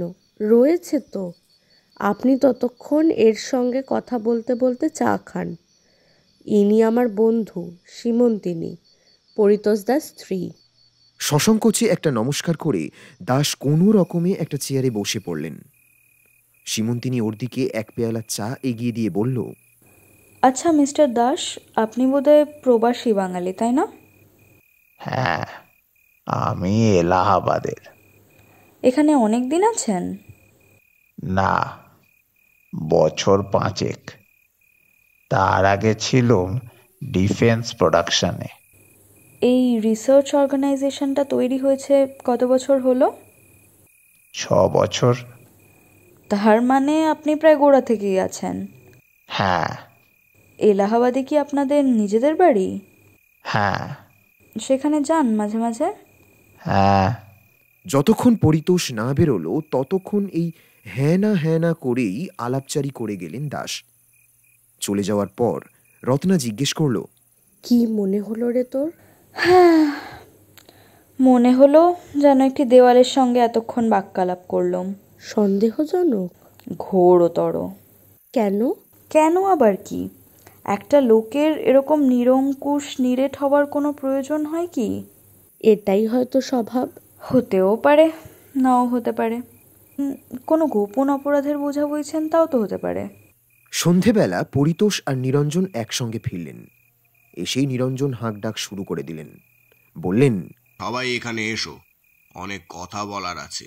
আমরা এই বারান্দায় বসে চা খাবো আর যাবতীয় সংবাদ শোনাবো। বেশ বেশ, সব সংবাদই বেশ পর্যায় পরম্পরায় বলবেন, কিন্তু আদ্যপান্ত হওয়া চাই। হ্যাঁ, তাই হবে। তোমরা শুধু মাঝে মাঝে ততক্কিম বলবে আর চা আর পকোড়া সাপ্লাই দিয়ে যাবে। পরিতোষ, তাহলে কোথা থেকে শুরু করি? দর্শন দাস থেকেই শুরু করুন। হ্যাঁ, সেই ভালো। এলাহাবাদ থেকে আমাদের ইন্টেলিজেন্সে খবর দিয়েছে যে শাহানা দাস দর্শন দাসের বিবাহিত স্ত্রী নন। শাহানা দাসের আসল নাম শেফালি ভট্টাচার্য। তিনি বিবাহিতা। তার স্বামীর নাম প্রফুল্ল ভট্টাচার্য। কি সর্বনাশ! হ্যাঁ, অনেকটা তাই বটে। শাহানার বাবা ছিলেন এলাহাবাদের নামকরা ডাক্তার, শেফালিকে গান শেখাতেন। তার থেকেই প্রেম, তার থেকে বিয়ে। শেফালির তখন 16 বছর বয়স। প্রফুল্ল ছিল একেবারে অপদার্থ, লেখাপড়া তো হয়নি, গানেও কিছু হলো না। ইতিমধ্যে বাবুর আবার ধর্মের মতি হলো। প্রায় দিনে সাধুদের আখাড়ায় যেত, আর সেখানেই আশটা চলত। তারপরে ভৈরবী চক্র। ইতিমধ্যে শেফালির বাবা ভগ্ন হৃদয়ে মারা গেছেন। শেফালির দাদা বা বোনেরা তাকে প্রায় ত্যাগ করেছে। তখন শেফালির অত্যন্ত দুর্দশা। সে আজ থেকে প্রায় 30 বছর আগের কথা। দর্শন দাস তখন 20 বছরের তাজা যুবক। তার বুকে শেফালির দুঃখটা বড়ই বাজল। সে এগিয়ে এলো সাহায্যের হাত বাড়িয়ে, যাতে মেয়েটির দুঃখ কিছুটা কমে। তার থেকে পুনশ্চ প্রেম, কিন্তু পুনশ্চ বিয়ে হতে পারল না। অতএব চলো আমরা পালিয়ে যাই কোনো দূর দেশে, যেখানে তুমি আর আমি। ইতিমধ্যে দর্শন বিয়েটা পাশ করে ফেলেছিল, না হলে কি যে হতো বলা কঠিন। ব্যাঙ্গালোরে গিয়ে একটা চাকরি জুটিয়ে নিল, না হলে কপতির শুধু তুমি আর আমির দেশে খুঁজতে খুঁজতেই ডানা ভেঙে আছড়ে পড়তো, তাতে সন্দেহ নেই। এই চাকরি করতে করতেই নাইট স্কুলে পড়ে। সে ড্রাফটম্যানশিপ পরীক্ষা পাশ করে এবং একটা ইঞ্জিনিয়ারিং এর ড্রয়িং এর অফিসে কাজ করে। তারপর ঘুরতে ঘুরতে এখানে। এসব কিন্তু বড় কথা নয়, বড় কথা হচ্ছে প্রফুল্ল এখনো আছেন। এই 30 বছরেও কপতি কিন্তু তার খপ্পর থেকে পালাতে পারেনি। যতদূর জানা গেছে তাদের পালাবার 1 বছরের মধ্যেই প্রফুল্ল তাদের খোঁজ পায় এবং সেই থেকেই আজ পর্যন্ত ক্রমাগত দর্শন আর শাহানাকে ব্ল্যাকমেল করে যাচ্ছে। শাহানার প্রতি তার কিছুমাত্র মমতা নেই, কিন্তু ডিভোর্সও সে দেবে না। সে পরমানন্দে ভৈরবী চক্রে চালিয়ে যাচ্ছে। ইতিমধ্যে শাহানার ছেলেপুলে হয়েছে, তারাও বড় হয়েছে, মানুষ হয়েছে, তাতে প্রফুল্লর লাভ হয়েছে আরো বেশি। সে বোধহয় আরো বেশি করে দহন করছে এই অসহায় দম্পতিকে। মাগো, কি বিচ্ছিরি ব্যাপার! তাই দাসবাবুকে সবসময় এমন চোর ভাবে ঘুরতে দেখি। কিন্তু যাই বল, দাসবাবুর কিন্তু কোনো দোষ দেখি না। সমাজ ওকে যে চোখেই দেখুক না কেন, আমি তো বলবো উনি ভালো কাজই করেছেন। কি বলিস সীমন্তিনী? হ্যাঁ, ওই ভালো মানুষ প্রৌঢ় ভদ্রলোকের ভেতর যে একটা রিজু আর অনমনীয় পৌরুষ লুকিয়ে আছে ভাবাই যায় না। সত্যি কি ভয়ঙ্কর কাহিনী। দর্শন দাসের উপর তোমার শ্রদ্ধা খুব বেড়ে গেল মনে হচ্ছে। তা বাড়লো, তবে একটা কথা জানতে পারলে ভালো হতো যে ব্ল্যাকমেল করে প্রফুল্ল ভট্টাচার্য তার কাছ থেকে ঠিক কত টাকা আদায় করে। তোমার সন্দেহ দর্শন দাসের অনেক টাকার দরকার, তাই না? হয়তো। এবার বলুন, আর কি খবর দেবার আছে? এই মহিলার সঙ্গে ঘর করো কি করে? পেটের থেকে কোনো কথা বের হয়ে যায় না? যাকে সে তোমার ব্যাপার, তুমি বুঝবে। এখন শোনো দ্বিতীয় খবর। ডক্টর যোশীর ছোট মেয়ে লাজমন্তী একজন আমেরিকান সাহেবকে বিয়ে করেছে আমেরিকায়। সে আজ থেকে প্রায় বছর 3 হতে চলল। সম্প্রতি জানা গেছে সেই সাহেবের সঙ্গে CIA এর একটা যোগাযোগ আছে এবং এই যোগাযোগটা নেহাত ক্ষীণ নয়। ডক্টর যোশী জানেন সে কথা? জানেন। আজ সকালে একটা ইলেকট্রিক্যাল প্রবলেম নিয়ে মেইনটেনেন্স স্টাফের সঙ্গে আলোচনা করতে করতে হঠাৎ ভীষণ উত্তেজিত হয়ে পড়েন আর মাথা ঘুরে পড়ে যান। দুপুরের দিকে সুস্থ হয়ে আবার অফিসে এলে আমি ওর সঙ্গে দেখা করতে যাই। আমি যখন ওকে বললাম, কেন আপনি এত উত্তেজিত হন, আপনি কি বোঝেন না এতে আপনার কত দূর ক্ষতি হচ্ছে? উনি তখন বললেন, উত্তেজিত হব না কেন? জানো তুমি, আমার ছোট জামাই কার্ল একজন CIA এর এজেন্ট। আমি সম্প্রতি দিল্লিতে গিয়ে জানতে পেরেছি, আর তারপর থেকেই আমার মাথা যেন রক্ত উঠে আছে। নিজেকে শান্ত করার চেষ্টা করি, কিন্তু সবসময় পারি না। পরিতোষকে ডাকলেন কেন? ওই জন্যই আমি ওকে বলেছিলাম যে যার যখন মনে হচ্ছে যে তার স্টাফ তাকে ধোকা দিচ্ছে, সত্যি কথা বলছে না, তখন উনি ইচ্ছা করলে একজন ইলেকট্রিক্যাল ইঞ্জিনিয়ারের সঙ্গে কথা বলে দেখতে পারেন। সেরকম একজন আমার বাড়িতেও মজুদ আছেন। তা আমি ভাবছিলাম উনি হয়তো সন্ধেবেলা আমার বাড়িতে আসবেন, যদি রাজি হন। রাজি হলেন ঠিকই, কিন্তু ঝোঁকের মাথায় ওকে অফিসে নিয়ে আসতে বললেন। ব্যাপারটা যে খুব আইনসঙ্গত হলো তা নয়, তবে ডিরেক্টর হিসাবে একটু উল্টোপাল্টা কাজ করবার অধিকার তার আছে। তাছাড়া আমি তো সঙ্গেই আছি। কিরকম দেখলে ভদ্রলোককে? পাকা আমটির মতো চেহারা, লালচে গায়ের রং, বয়স যথেষ্ট হয়েছে, তবে একদম সোজা আছেন। সিভিলিয়ান হয়েও স্মার্টনেস এই মিলিটারির লোকেদেরও হারিয়ে দিতে পারেন। আজকের যে প্রবলেম নিয়ে উনি এত রাগারাগি করলেন, সেটা কি সত্যি এতটা গুরুত্বপূর্ণ? না, ব্যাপারটা কোনো প্রবলেমই না। কেন যে ওর ধারণা হয়েছে যে ওর মেনটেনেন্স স্টাফ ওকে খালি ধাপ্পা দেওয়ার তালে আছে, তা উনিই জানেন। আমি তো কোনো কারণ দেখলুম না। পরিতোষের কথা শুনে সীমন্তিনী ভয়ানক গম্ভীর হয়ে গেল। কিছুক্ষণ চিন্তা করে হঠাৎ নিরঞ্জনকে জিজ্ঞেস করল, আচ্ছা, ডক্টর যোশীকে আপনি কোনো পার্টিতে যেতে দেখেছেন কখনো? পার্টিতে? হ্যাঁ, দেখেছি বই কি। এখানেও দেখেছি, দিল্লিতেও 2-1বার দেখেছি। কি করেন পার্টিতে? তা কি করেন মানে? মানে এই মদ টদ খেয়ে হই হুল্লোড়। ডক্টর যোশী মদ খেয়ে হই হুল্লোড়? খেপেছ তুমি? ভয়ানক সাত্ত্বিক প্রকৃতির লোক, 100% ভেজিটেরিয়ান, 200% টিটোটলার শুনেছি। নিউক্লিয়ার কেমিস্ট্রি আর হিন্দু শাস্ত্র দুটোতেই নাকি অগাধ জ্ঞান। পার্টিতে গিয়ে নাক সিটকে 1 গ্লাস টমেটো জুস আর 2টো আলু ভাজা খেয়ে কেটে পড়েন। উনিও বাঁচেন, পার্টিওয়ালারাও বাঁচে। কিন্তু এই প্রশ্নের হেতু পরে বলবো, এবার বলুন আর কি খবর দেওয়ার আছে। নিরঞ্জন পরিতোষের দিকে তাকিয়ে দীর্ঘশ্বাস ফেললেন। তারপর মৃদু হেসে বললেন, হ্যাঁ, আরো একটা খবর আছে বটে। Stanley Alexander?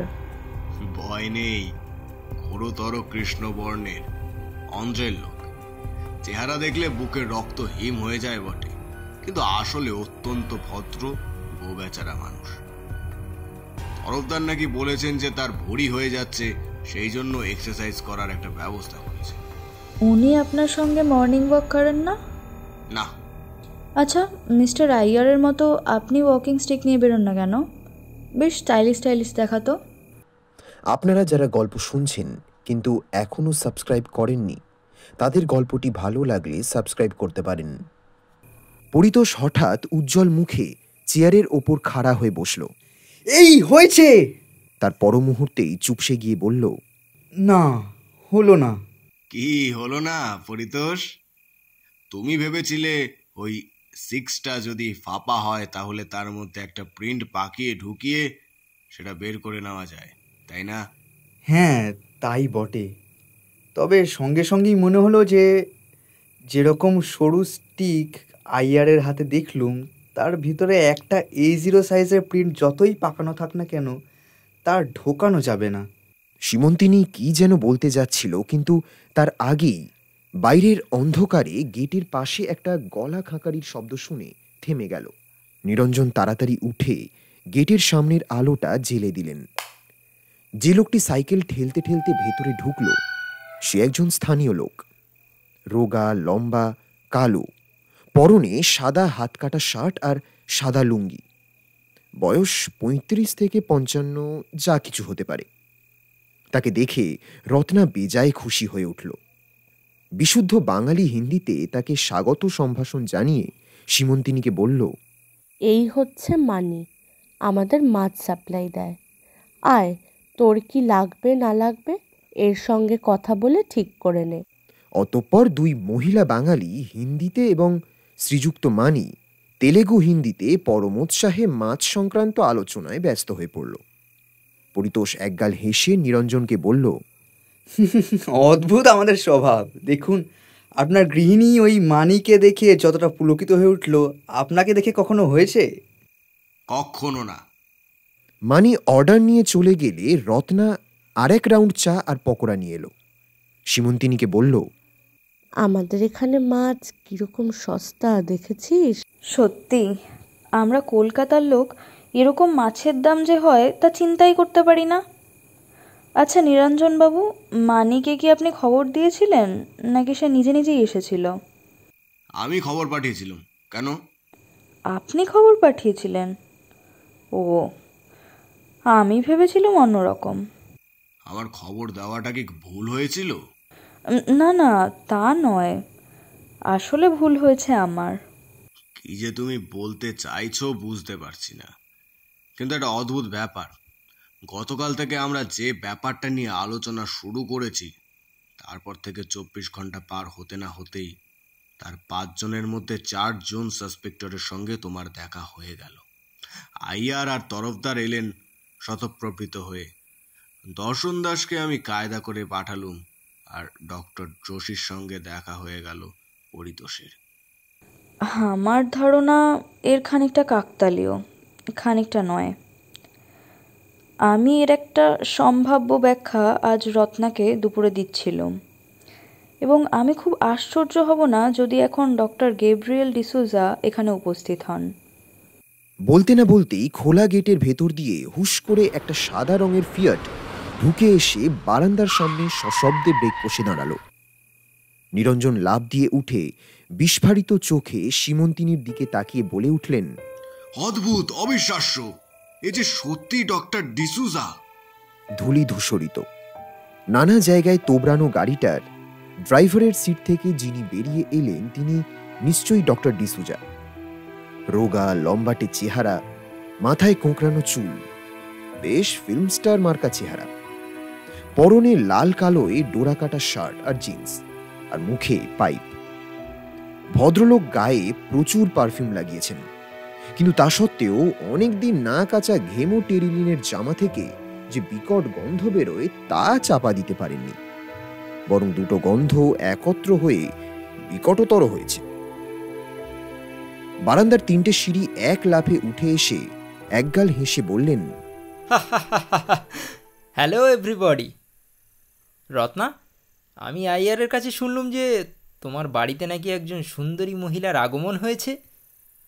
একই ছাদের নিচে দুজন সুন্দরী মহিলা, তা চুলোচুলিটা কেমন জমেছে বলো? বলে একটা চেয়ার দখল করে বসলেন। রত্না হেসে বলল, চুলোচুলি হবে কেন? ও আমার বন্ধু সীমন্তিনী। সীমন্তিনী, ইনি ডক্টর ডিসুজা, আর ইনি পরিতোষ, সীমন্তিনীর গৃহকর্তা। সীমন্তিনী নমস্কার করল এবং পরিতোষও। ডিসুজার কাছে গিয়ে করমর্দন করার কিছুমাত্র উৎসাহ দেখালো না। ডিসুজা পরিতোষকে আগা পাঁচতলা নিরীক্ষণ করে প্রশ্ন করলেন, আপনি ইলেকট্রিক্যাল ইঞ্জিনিয়ার? হ্যাঁ। ডিসুজা পাইপে একটা লম্বা টান দিয়ে বললেন, দেখুন, আপনার সঙ্গে প্রথম আলাপেই আপনাকে এসব প্রশ্ন জিজ্ঞেস করছি বলে হয়তো আপনার মনে হচ্ছে যে আমি একটা বেয়াদব জঙ্গলি, কিন্তু ব্যাপারটা তা নয়। আপনি যে ডক্টর যোশীর সঙ্গে আজ দেখা করেছিলেন এবং ট্রান্সফরমারের প্রবলেমটা নিয়ে তার সঙ্গে আলোচনা করেছেন, তাতে আমাদের মেনটেন্যান্স স্টাফের মধ্যে একটা অসন্তোষ দেখা দিয়েছে। তারা মনে করছে যে এতে করে তাদের অপমান করা হয়েছে। তা আমি জানতে এসেছি যে পুরো ব্যাপারটা কি। সেটা জানলে হয়তো আমি ওদের শান্ত করতে পারবো। বুঝতেই তো পারছেন, এদের নিয়েই আমাকে সারা বছর কাজ চালাতে হবে। পরিতোষ কিছু বলার আগেই নিরঞ্জন বাধা দিলেন। বললেন, ব্যাপারটা আমি বুঝিয়ে বলছি। দোষ যদি কিছু হয়ে থাকে তো সে আমার। বলে সমস্ত ব্যাপারটা বিস্তারিতভাবে বললেন। ডক্টর ডিসুজা পাইপে ঘন ঘন টান দিতে দিতে গভীর মনোযোগ সহকারে সবটা শুনলেন। নিরঞ্জনের বলা শেষ হলে হেসে উঠে বললেন, ও এই ব্যাপার। আমাদের এই ডিরেক্টরটিকে নিয়ে আর পারা যায় না। এমন মোগলাই মেজাজ নিয়ে আজকালকার দিনে কোনো প্রতিষ্ঠান চালানো যায়? নিজের পরিবারই চালানো যায় না। কি বলেন আপনারা? আপনি তো আর আপনার পরিবার নিয়ে আসেননি, কাজেই যা খুশি তাই বলতে পারেন। আমরা তো তা পারি না। আমাদের যা বলার তা আপনাকে পরে আড়ালে বলবো। ও তাহলে বলি, শুনুন। বলে ঝাঁক বেঁধে একগাদা বিবাহিত জীবনের ওপর চুটকি ছেড়ে গেলেন, একটার পর একটা। তার সবটাই অসভ্য গল্প, কয়েকটা তো রীতিমতো অশ্লীল, কিন্তু এতই মজার যে শ্রোতারা সবাই হেসে অস্থির। হঠাৎ গল্প থামিয়ে ডিসুজা তরাক করে লাফিয়ে উঠে দাঁড়ালেন। বললেন, অনেক রাত হয়ে গেছে। আচ্ছা এবার চলি। বলে হাসতে হাসতে এক লাফে বারান্দা থেকে নেমে গাড়িতে উঠে সশব্দে স্টার্ট দিলেন। নিরঞ্জন চিৎকার করে বললেন, আপনার লোকেদের সঙ্গে কি কাল দেখা করব? দরকার নেই, আমি ম্যানেজ করে নেব। বিশ্বাস করুন নিরঞ্জনবাবু, ডিসুজার আশাটা কিন্তু নিতান্তই কাকতালীয়। আমি স্রেফ আন্দাজে বলেছিলাম, এর পেছনে কোনো যুক্তিরুক্তি কিছু ছিল না। হবেও বা, তবে আজ সারাদিন যা কিছু ডেভেলপমেন্ট হলো তাতে তো মনে হচ্ছে 5 জনকেই ভীষণভাবে সন্দেহ করা দরকার। কেবল বেচারি তরফদারকে সন্দেহ করাটা নিতান্তই এক পেশে ব্যাপার হয়ে যাচ্ছে। কিরকম? কিরকম মানে, তরফদারের গোলমাল যেসব ছিল তা কিছুটা হয়তো পরিষ্কার হলো, কিন্তু তাতে সন্দেহ চলে যাওয়ার কোনো কারণ দেখছি না। ডক্টর যোশীর তো কোনো কথাই নেই। দর্শন দাসের টাকার দরকার, বিশেষত গোলমালের টিপও। আইয়ার অতটা না হলেও তার সকালবেলা আসার কারণ হয়তো, যেমন তুমি বলছো, তোমার দেখা। ডিসুজারও তো তা হতে পারে। ডক্টর যোশীরও পরিতোষকে ডেকে পাঠানো সন্দেহজনক। হক কথা। আমার তো মনে হচ্ছে 5 জনই একসঙ্গে কাজ করছে। রত্না যা একটা ডিনার খাইয়েছে, তারপর এর বেশি আর চিন্তা করতে পারছি না। বলে সীমন্তিনীর দিকে হাত নেড়ে সম্পূর্ণ বেসুরো গলায় গান জুড়ে দিল। সব ভালো লাগছিল চন্দ্রিমা, খুব কাছে তোমাকে পাওয়াতে, প্রিয়ে চলো শুতে যাই। চুপ করো, অসভ্যতা করো না। পঞ্চচর নিয়ে তোমার এখন চিন্তা করার কোনো দরকার নেই। কাল রাত্রে রত্নার নেমন্তন্ন পর্বটা চুকে যাক, তারপরে সব পরিষ্কার হয়ে যাবে। বলো কি? আশা করি তোমার কথাই ঠিক হবে। মিসেস দাসকে দেখলেই বোঝা যায় যে ভদ্রমহিলা অত্যন্ত নির্বিরোধী ভালো মানুষ। রোগা দোহারা চেহারা, মাথার চুল কাঁচা পাকা, চোখে সরু ফ্রেমের চশমা, দুহাতে শাঁখা আর 7-8টা করে লাল কাঁচের চুড়ি, পরনে অতি সাধারণ মিলের শাড়ি, আর মুখে একটা শান্ত প্রসন্ন হাসি। সহস্র দুঃখ কষ্টের ভেতরেও এই হাসিটি ম্লান হবে বলে মনে হয় না।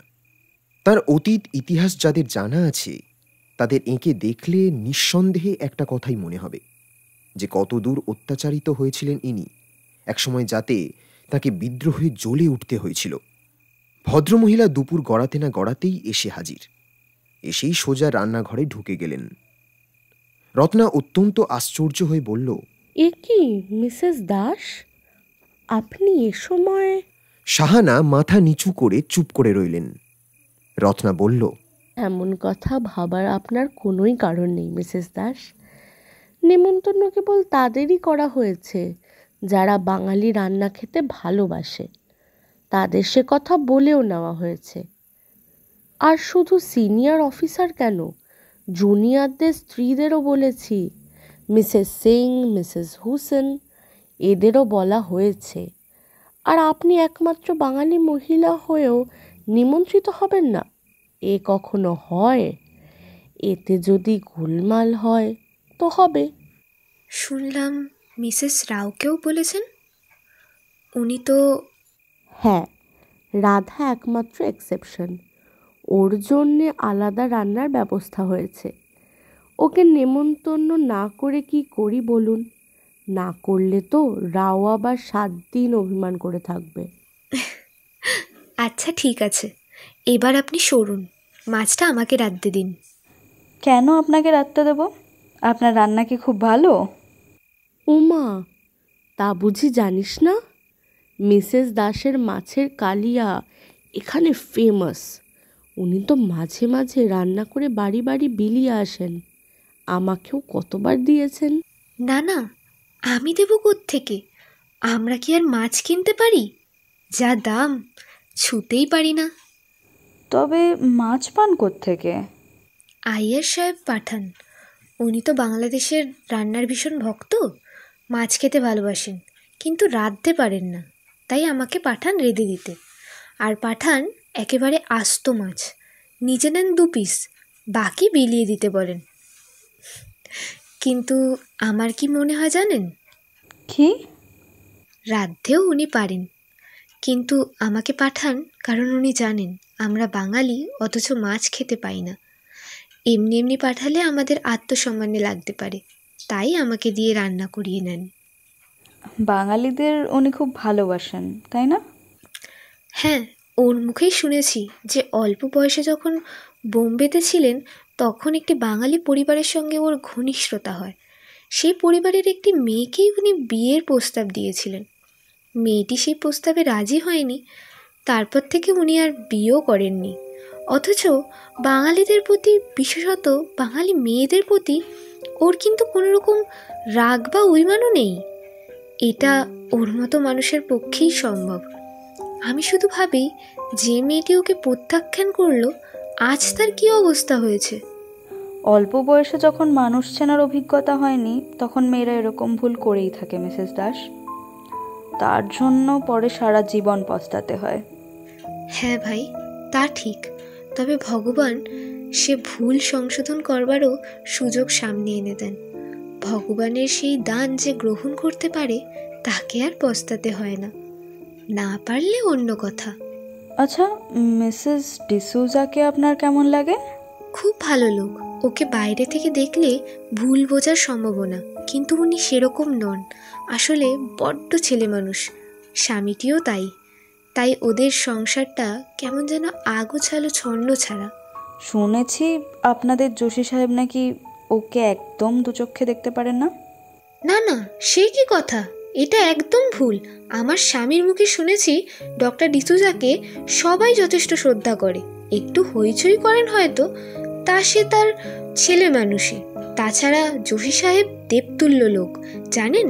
রাস্তায় দেখা হলে উনি আগে নমস্কার করে বসেন, বিপদে আপদে সকলের আগে এগিয়ে আসেন। উনি কাউকে অপছন্দ করেন এ আমি বিশ্বাস করি না। মিসেস দাসের পর নিমন্ত্রিতদের মধ্যে সকলের আগে এলেন মিসেস ডিসুজা। তার স্বামীর মতোই সাদা ফিয়াট চালিয়ে হুশ করে গেটে ভেতরে ঢুকে বারান্দার সিঁড়ির সামনে ক্যাচ করে ব্রেক কষে দাঁড়ালেন। তারপর দরজা খুলে যখন বেরোলেন, তখন তাকে দেখে পরিতোষ মুগ্ধ, বিস্মিত, হতচকিত এবং অতিশয় পুলকিত হল। হঠাৎ দেখলে মেম সাহেব বলে ভুল হয়। মাথায় কাঁধ পর্যন্ত লম্বা লালচে চুল, আর ভেতরে একজোড়া অতিকায় চশমা গোঁজা, সুউচ্চ নাক, বড় বড় চোখ, টকটকে ফর্সা রং, লম্বায় ভারতীয় মেয়েদের তুলনায় একটু বেশি বলা চলে। একটা লাল সোয়েট শার্ট আর ব্রাউন কডওয়ের জিন্স যে ফিগারটি ঢেকে রেখেছে, কালিদাসের আমলে অমন ফিগারওয়ালা মেয়েরা একটু সামনে ঝুঁকে অলস গমনে চলাফেরা করতেন। কিন্তু যুগ পাল্টেছে। ইনি গাড়ি থেকে নেমেই হুপ করে এক লাফ দিয়ে 3টে সিঁড়ি ডিঙিয়ে বারান্দায় উঠে এলেন। দুটো স্টিলেটো হিলের উপর নিখুঁত 2 পয়েন্ট ল্যান্ডিং। পরিতোষ একেবারে বিমোহিত হয়ে পড়ল। নিরঞ্জনের দেখে অভ্যেস আছে, কাজেই তিনি অতটা মুগ্ধ হলেন বলে মনে হলো না, বরং হইচই করে উঠলেন। এই যে সারদা এসে গেছে, সুস্বাগতম সুস্বাগতম। তোমার জন্য আমরা সবাই এতক্ষণ ব্যাকুল হৃদয় অপেক্ষা করছিলুম। সারদার গলাটাও মেম সাহেবদের মতো, একটু মোটা আর ভারী। তার স্বামীর মতোই বললেন, বাজে কথা বলো না। তুমি আমার জন্য ওয়েট কেন করবে? করবে রত্না, অ্যাজ সেই আমাকে ইনভাইট করেছে। নিরঞ্জন কপট দুঃখে ম্রিয়মাণ হলেন, বললেন, এরকম কথাটা কি করে বলতে পারলে? আমি তোমার জন্য চিরকাল অপেক্ষা করে আছি এবং থাকবো। নিরঞ্জন দুঃখ প্রকাশ করে তাড়াতাড়ি পরিতোষের পরিচয় দিলেন। পরিতোষ কিছু বলার আগেই সারদা অপাঙ্গে তাকে একবার দেখে নিয়ে একটা সংক্ষেপে হাই বলে স্টিলেটের ওপর বনবন করে ঘুরে গেলেন। উদ্দেশ্য রান্নাঘরের দিকে যাওয়া, কিন্তু রত্না আর সীমন্তিনী আগেই বারান্দায় এসে গেছে। আবার এক প্রস্থ পরিচয় পর্ব হলো। সারদা বললেন, what a good smell Ratna, কি মেনু? এখন বলবো কেন, খাওয়ার সময় দেখতে পাবে। রত্না, ডিনার কখন? I am famished. তাই নাকি? তাতে চিন্তিত হওয়ার কিছুই নেই। আমি এক্ষুনি তোমার খাদ্য সরবরাহের ব্যবস্থা করছি। কি রকম? তোমার জন্য স্পেশাল এক ছড়া কলা আজ বাজার থেকে এনেছি। চাও তো পুরো ছড়াটাই এনে দিই? Shut up Niranjan, I will kill you one day for sure. আমি রত্নাকে ভীষণ ভালোবাসি, তার এইটুকু হেল্প আমি করবই। It's my duty. বানানা শুধু কি আমার স্টেপল ফুড, তাই না? বাকি সবাই যেন কলা পছন্দই করে না। সবাই করে। ফর ইউর কাইন্ড ইনফরমেশন, আমাদের কলা গাছের চারা কলোনির সবাই নিয়ে গেছে। নেয়নি একমাত্র তরফদার, গুলাটি, বর্মন আর মিত্তল। বাজে কথা। এই যে তুমি আমাকে পছন্দ করো, কই সে কথা তো সকলের সামনে বলো না। অবশ্যই আড়ালেও বলো না, কিন্তু সেটা কোনো বড় কথা নয়। সারদা বিস্ফারিত চোখে পুনরাক্রমণের জন্য প্রস্তুত হচ্ছিলেন, কিন্তু তার আগেই কলরব করতে করতে অন্যান্য নিমন্ত্রিত মহিলারা এসে উপস্থিত হলেন। লড়াইটা আপাতত মুলতুবি রইল। রাত অনেক হয়েছে, অতিথিরা সবাই চলে গেছে। রত্না আর সীমন্তিনী সব সাফসুতরো করে বারান্দায় এসে বসল। তাদের কর্তারা অবশ্য আগে থেকেই বসেছিলেন। নিরঞ্জন একমুখ ধোঁয়া ছেড়ে বললেন, কি হলো, সমাধান হয়ে গেছে? হ্যাঁ, হয়ে গেছে। আপনিও নিশ্চয়ই বুঝতে পেরেছেন। হ্যাঁ, কিছুটা বুঝেছি, সবটা নয়। কি বুঝেছো তুমি? তোমার বন্ধু ঠিকই বলেছিল, কার কার ব্যবহারে অস্বাভাবিকত্ব আছে সেটা বিশ্লেষণ করলেই ব্যাপারটা ধরা পড়ে। আপাত দৃষ্টিতে যেটা অস্বাভাবিক মনে হয় সেটা কিন্তু সম্পূর্ণ স্বাভাবিকও হতে পারে, আবার তার উল্টোটাও ঠিক। আমি যদি বাঙালি না হতুম তাহলে হয়তো অনেক আগেই বুঝতে পারতাম। খুব সত্যি কথা। আর আপনি পুরুষ মানুষ বলেও একটু অসুবিধে ছিল। ঠিক বলেছ। আসলে তুমি কিভাবে এগোচ্ছ সেটা বিশ্লেষণ করেই আমি ব্যাপারটা বুঝতে পারি। কেবল বুঝতে পারিনি জিনিসটা কিভাবে বাইরে যাচ্ছে। বুঝতে পারেননি? সারদার কথাতেও বুঝতে পারেননি? সারদার কথায় বলে নিরঞ্জন চুপ করে গেলেন। অনেকক্ষণ নীরবে সিগারেট টেনে হঠাৎ চেয়ারের হাতলে চাপড় মেরে সোজা হয়ে বসলেন। বললেন, আরে ঠিক বলেছ তো, সারদার কথায়। দাঁড়াও, আমি এক্ষুনি ফোন করে আসি, আজ রাতেই রেড করতে হবে। বলে এক দৌড়ে ঘরের ভেতর চলে গেলেন। পরিতোষদা, আপনি সব বুঝতে পেরেছেন? কিছু মাত্র না। তুমি কি বোঝার চেষ্টা করছো নাকি? ওর মধ্যেই যেও না, বদ হজম হবে, রাত্রে দুঃস্বপ্ন দেখবে। তার চেয়ে পানটা বেশ ভালো করে চিবিয়ে খেয়ে নিশ্চিন্ত মনে একটা ঘুম দাও, স্বাস্থ্য ভালো থাকবে। আমি তো ভাবছিলাম বুঝি আমি কিছু বুঝতে পারছি না। এমন সময় নিরঞ্জন বেরিয়ে এলেন। বললেন, ব্যাস, সব ব্যবস্থা পাকা। তাহলে সীমান্তিনী, কাল সকালেই চল, আমরা সবাই মর্নিং ওয়াকে যাই। মিস্টার কৃষ্ণ আয়ারের সঙ্গে তখন একটু পরামর্শ করে নেওয়া যাবে। হ্যাঁ, সেই ভালো। আমাকেও যেতে হবে। মর্নিং ওয়াক করলে আমার আবার কেমন শরীর খারাপ লাগে, মাথা টিপ টিপ করে, কান কটকট করে। অলসের ঢিবি। না না, তোমাকেও যেতে হবে। আমি কিন্তু যেতে পারবো না, ব্রেকফাস্ট বানাতে হবে। সাত সকালে বেরিয়ে গেলে আমার চলবে না। দেখো পরিতোষ, মর্নিং ওয়াক করবে ভেস্টেজের সঙ্গে, অমন ধপাস ধপাস করে হেঁটো না তো। এত সকালে উঠলে তেজ বলে আর কিছু থাকে? কেন থাকে না? ওই দেখো, এখানে মর্নিং ওয়াক করছেন যারা, কেউ কি তোমার মতো নিস্তেজ হয়ে আছেন? ওই তো মিস্টার আইয়ার। আইয়ার তিনজনকে দেখতে পেয়ে হাসি মুখে এগিয়ে এলেন। ওয়াকিং স্টিকের ওপর ভর দিয়ে বললেন, এই যে কর্নেল ঘোষ, অতিথিদের স্বাস্থ্যের দিকে বেশ নজর দিচ্ছেন দেখছি। ওদের ওই মর্নিং ওয়াকের বদভ্যাস ধরিয়ে দিচ্ছেন। মিস্টার আইয়ার, আপনার সঙ্গে দেখা হয়ে ভালো হলো। আপনার সঙ্গে একটু পরামর্শ ছিল আমাদের। আইয়ার তৎক্ষণাৎ গম্ভীর হয়ে গেলেন। বললেন, বেশ তো, চলুন ওই পাথরটার ওপর বসি। বলুন, আমি আপনাদের কিভাবে সাহায্য করতে পারি?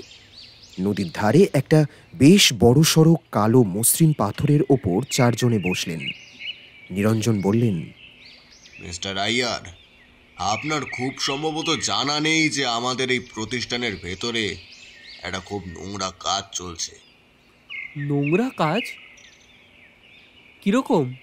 আমাদের গোপন কাজের বেশ কিছু খবর বিদেশে চলে যাচ্ছে। সে কি খবর? মানে কিরম খবর? খবর মানে ড্রয়িং বেরিয়ে যাচ্ছে, পুরো ওয়ার্কিং ড্রয়িং। পুরো ড্রয়িং এই সিকিউরিটির ভেতর দিয়ে? আশ্চর্য। আশ্চর্য বটে। এ ব্যাপারেই আপনার সঙ্গে পরামর্শ। তাহলে তো এখানে বসে কথা বলাটা বোধহয় ঠিক হবে না। চলুন আপনার কোয়ার্টার্সের দিকে হাঁটতে হাঁটতে কথা বলা যাবে। কিন্তু একটা ব্যাপারে আমার খটকা লাগছে। কিছু মনে করবে না, এইসব কথা আপনার অতিথিদের সামনে বলাটা কি ঠিক হবে? শত হলেও ওরা বাইরের লোক। হ্যাঁ, কথাটা ঠিকই। তবে এ ব্যাপারে আপনাকে একটু বিশদভাবে বলা দরকার, কারণ আমাদের অতিথিদের সম্পূর্ণ পরিচয় আমার জানা নেই, বিশেষত এই মহিলার। উনি কেবল রত্নার বন্ধু বা কলকাতার একটা কলেজের ইতিহাসের অধ্যাপিকাই নন, উনি একজন অপরাধ বিজ্ঞানীও। উনি অবশ্য ছুটি কাটাতে এসেছিলেন আমার কাছে, কিন্তু রহস্যের জট ছাড়িয়েছেন উনি। কাজে এই বিষয়ে যাবতীয় পরামর্শ ওর সাথে এবং ওর সঙ্গেই করা যেতে পারে, অবশ্য আনঅফিসিয়ালি। আইয়ার কিছুক্ষণ স্তম্ভিত হয়ে রইলেন। তারপর বললেন, অপরাধ বিজ্ঞানী? How interesting, how very interesting. দেখুন, এ ব্যাপারে আমার প্রথম সন্দেহ হয় প্রথম 5 জনের উপর: ডক্টর যোশী, ডক্টর তরফদার, আপনি, দর্শন দাস এবং ডক্টর ডিসুজা, কারণ আপনারাই একমাত্র লোক যারা ড্রয়িং বাড়ি নিয়ে যেতে পারে। প্রথমে সন্দেহটা তরফদারের উপর হয়েছিল, কারণ উনি মাঝে মাঝে হায়দ্রাবাদে যান, সেখানে একটি মুসলমান মেয়ের সঙ্গে দেখা করেন গোপনে। কাজেই আমি তার নামে একটা গোপন রিপোর্ট প্রায় পাঠিয়ে দিয়েছিল। এই সময় সীমান্তিনী আমার কাছে আসে। সীমান্তিনী, এরপর থেকে তুমি বলো। দেখুন, কর্নেল ঘোষ প্রথমে ধরতে পারছিলেন না যে ড্রয়িংটা বেরিয়ে যাচ্ছে কি করে। ওই এনক্লোজারের ভেতরে থেকে সেটা বেরোতে পারে মাত্র দুভাবে, এক জলপথে, অন্যটা আকাশপথে। আকাশপথে অসম্ভব, জলপথেই সম্ভব এবং স্বাভাবিক। কিন্তু কিভাবে? নদী ওখান থেকে অনেক দূরে, ছুঁড়ে ফেলাও অসম্ভব। অন্য উপায়, ড্রেনে ফেলে দেওয়া কোনো কৌটোয় ভরে। এক সময় না এক সময় সেটা ভাসতে ভাসতে নদীতে গিয়ে পড়বে। কিন্তু সেখানে একটা অসুবিধে আছে, ড্রেন দিয়ে কোনো কৌটো ভেসে যেতে দেখলে কেউ না কেউ কৌতূহল বসে সেটা তুলে দেখতে পারে। ড্রেনের যেখানে নদীতে আউটফল, সেখানে লোহার শিকে আটকে গেলে সিকিউরিটি তুলে চেক করতে পারে। অতএব এমন একটা কন্টেনার বা ধারক নিশ্চয়ই ব্যবহার করা হচ্ছে, যা মূল্যবান ডকুমেন্টটা নিয়ে দরকার হলে সকলের চোখের সামনে দিয়েই ভাসতে ভাসতে নদীতে গিয়ে পড়বে। যদি লোহার শিকে আটকেও যায়, তাহলেও সিকিউরিটি সেটা দেখতে পেলে ছুঁড়ে নদীতেই ফেলবে, চেক করবে না। সেটা কি হতে পারে? একটু ভাবলেই বোঝা যায় সেটা একটা জিনিসই হতে পারে, অতি সাধারণ অথচ অত্যন্ত এফেক্টিভ। কলা গাছের থোড় বা কাণ্ডের ভেতরের অংশটা। এটা জলে ডোবে না, জলে অনেক দিন অক্ষত থাকে, অথচ এই জিনিসটা জলে ভেসে যেতে দেখলে কেউ ফিরেও তাকায় না। থোড় গোল এবং এর ভেতরটা কুড়ে ফাঁপা করে নিলে চমৎকার কৌটোয় পরিণত করা যায়। তার ভেতরে একটা প্রিন্ট 4 ভাঁজ করে গোল করে পাকিয়ে ঢুকিয়ে তার মুখটা মোম দিয়ে সিল করে দিলেই কাজ হাসিল। আইডিয়াটা চমৎকার, তাই না? সত্যিই চমৎকার।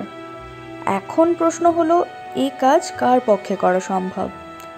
দেখা যাচ্ছে সকলের পক্ষেই। তরফদার ছাড়া প্রত্যেকের বাড়িতেই কলা গাছ আছে। তরফদার বাঙালি হিসেবে থোড়ের ছেচকির পক্ষপাতী হতে পারেন এবং কারোর কাছ থেকে থোড় ধার করতে পারেন। অতএব কাউকেই এখান থেকে আলাদা করা যাচ্ছে না।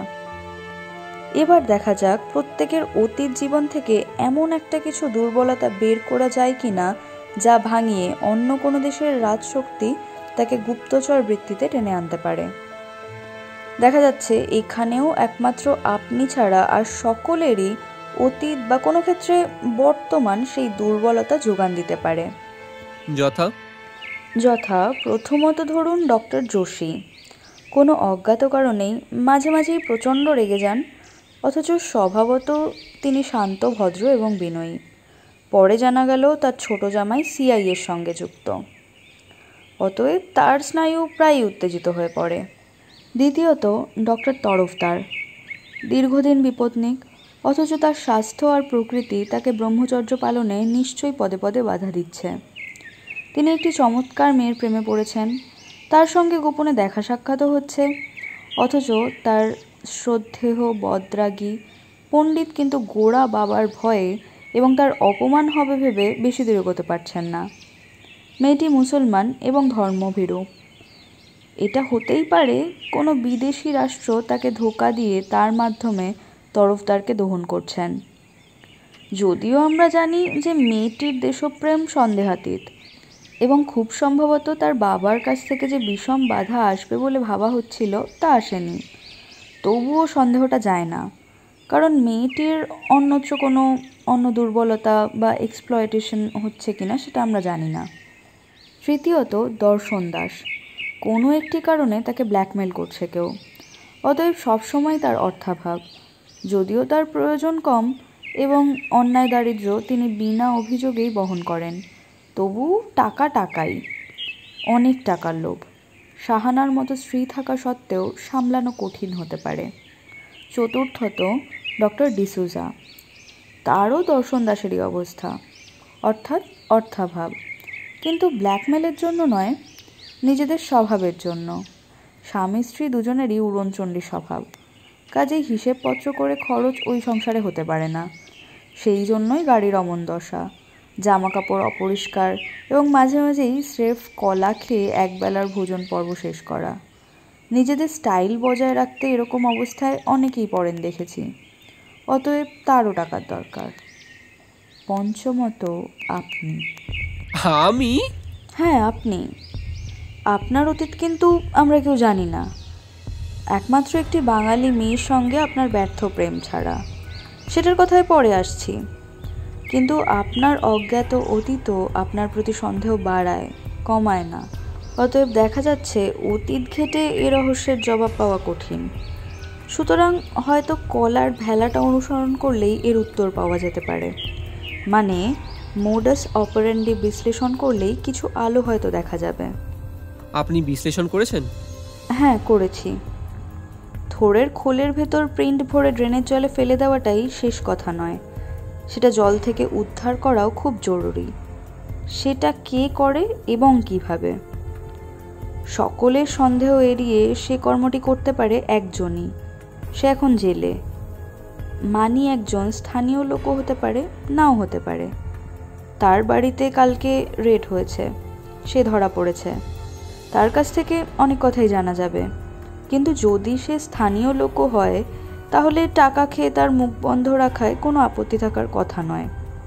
ভেলা যেদিন জলে ভাসানো হবে তার আগের দিন তাকে মাছ অর্ডার দেবার নাম করে ডেকে ভেলাটা তোলার কথা বলে দিলেই হলো, কাকপক্ষীটিও টের পাবে না।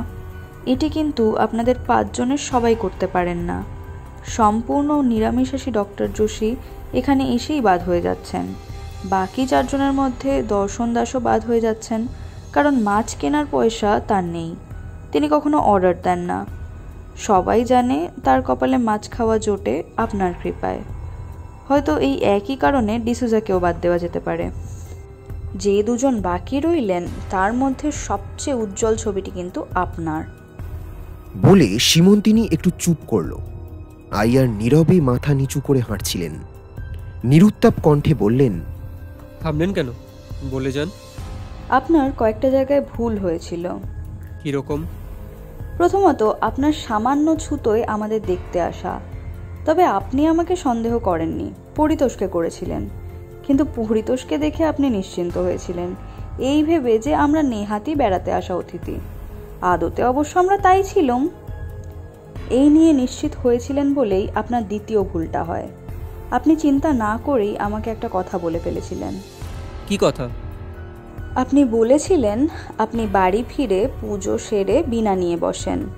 আপনি একা থাকেন, অতএব পুজোটা লোক দেখানো নয়। তার মানে আপনি একজন নিষ্ঠাবান হিন্দু। কিন্তু কোনো নিষ্ঠাবান দক্ষিণ ভারতীয় মাছ খান এটা ভাবা যায় না। এ কথাটা আপনিও জানেন। তাই মাছ খাবার একটা ব্যাকগ্রাউন্ড আপনাকে তৈরি করতে হয়েছে বাঙালি মেয়ের সঙ্গে ব্যর্থ প্রেমের কাহিনীটা রটনা করে। আপনারা যারা গল্প শুনছেন কিন্তু এখনো সাবস্ক্রাইব করেননি, তাদের গল্পটি ভালো লাগলে সাবস্ক্রাইব করতে পারেন। আপনার তৃতীয় ভুল শ্রীমতী দাসকে দিয়ে মাছ রান্না করিয়ে বাড়ি বাড়ি বিলোনো। এটা একটু বাড়াবাড়ি হয়ে গেছে। আপনি ভেবেছিলেন এতে আপনার মহত্ব এবং মৎস্যপ্রীতি দুটোই প্রচারিত হবে। কিন্তু সেই সঙ্গে আরও একটা ব্যাপার বেশ পরিষ্কার করে দিয়েছেন যে আপনার বাড়িতে মাছ রান্না হয় না। রান্না করা 2 টুকরো মাছ আসে যেটা আপনি খানও না, পত্রপাট ফেলে দেন। তার সন্ধান কেউ রাখে না। নিরঞ্জনবাবু বাঙালি বলে আপনার মাছ খাওয়ার গল্প শুনে কিছুই অস্বাভাবিক দেখেননি, বরং পুলকিত হয়েছেন। আমি হইনি। চতুর্থ, আপনার ওয়াকিং স্টিক নিয়ে বেড়ানো। আপনার বয়স বা স্বাস্থ্য এমন নয় যে আপনাকে লাঠি হাতে ঘুরতে হবে, তবে অনেকে ঘোরে স্টাইলের জন্য। আপনিও হয়তো সেই কারণেই ঘোরেন। কিন্তু আরও একটা সম্ভাবনাও থাকে, সেটা হলো ড্রেনের কোথাও ঠোঁটটা আটকে গেছে দেখলে স্টিকটা দিয়ে কারো দৃষ্টি আকর্ষণ না করেই সেটা ঠেলে ড্রেনের মাঝখানে দিয়ে দেওয়া যায়। কেউ যদি সেটা দেখেও সে ভাববে আপনার সিভিক সেন্সের তুলনা নেই। আপনি ড্রেনটা যাতে কোথাও চোখড না হয় তাই দেখছেন। আমি যা বুঝেছি তা হচ্ছে, যে রাত্রে আপনার বাড়িতে সারা রাত বিনা বাজে সেদিন আসলে চলে টেপ রেকর্ডার। আপনি রান্নাঘরের পেছনে গাছ কেটে থোড় বের করে উপযুক্ত কন্টেনার বানিয়ে ড্রয়িংগুলো ভরে ভাসিয়ে দেন। হয়তো আপনার বাড়ির বাগানের ভেতরেই। পরদিন সকালে ময়লা ফেলার লোকেরা এসে শুকনো পাতা আর কাটা গাছও নিয়ে চলে যায়। কেউ প্রশ্ন করে না। কলা বাগান ঘনঝাড় হয়ে গেলে অনেকেই এমন গাছ কেটে বাগান পরিষ্কার করে ফেলে। ইতিমধ্যে মানি খবর পেয়ে গেছে, সে মাছের সঙ্গে আপনার জিনিসটাও তোলে। তারপর কার কাছ থেকে কিভাবে সেটা পাচার হয় তা অবশ্য আমাদের জানা নেই। সীমন্তিনী চুপ করল। আইয়ার একইভাবে নতমস্তকে নীরবে কিছুক্ষণ হাঁটলেন। তারপর হঠাৎ মুখ তুলে ফিকে হেসে বললেন, আমাকে এইসব কথা শোনালেন কেন? আমাকে তো সোজাসুজি গ্রেপ্তার করতে পারতেন। হ্যাঁ, তা হয়তো পারা যেত, কিন্তু আপনি বুদ্ধিমান লোক। আপনার কাছে আমরা এই কথাই প্রমাণ করলুম যে অত্যন্ত বুদ্ধিমান হওয়ার সত্ত্বেও সকলকে ফাঁকি দেওয়া আপনার পক্ষে সম্ভব হয় না। কাজেই আপনার কাছে আমাদের দুইজনের অনুরোধ, আপনি আমাদের বলুন আপনি এই কাজ কেন করলেন এবং আর কারা এর সঙ্গে জড়িত আছে। হয়তো আপনি আবার এড়িয়ে যাওয়ার চেষ্টা করবেন, কিন্তু তখন এই কথা মনে রাখবেন যে বুদ্ধির লড়াইয়ে আবার আপনার হার হয়ে যেতে পারে। আইয়ার আবার কিছুক্ষণ নীরবে চিন্তা করলেন। তারপর দীর্ঘশ্বাস ফেলে বললেন, না, এড়িয়ে যাবার চেষ্টা আমি করব না। আপনি যদি আমায় গ্রেপ্তার করে জেরা শুরু করতেন, আমি অবশ্য তাহলে কিছুই বলতুম না। কিন্তু আপনি যখন আমার বুদ্ধিবৃত্তির কাছে অনুরোধ রেখেছেন, তখন সেটা রক্ষা না করা আর সম্ভব নয়। তবে কি জানেন, বাঙালি মেয়ের কাছে প্রেমে ব্যর্থ হওয়ার গল্পটা কিন্তু মিথ্যে নয়। একবার বহু বছর আগে হেরেছিলুম, আজ আবার হারলুম। তবে আজকের হারায় দুঃখ পাইনি, বরং বেশ আনন্দ হয়েছে। ওই আপনার বাড়ি এসে গেছে, চলুন ভিতরে বসা যাক।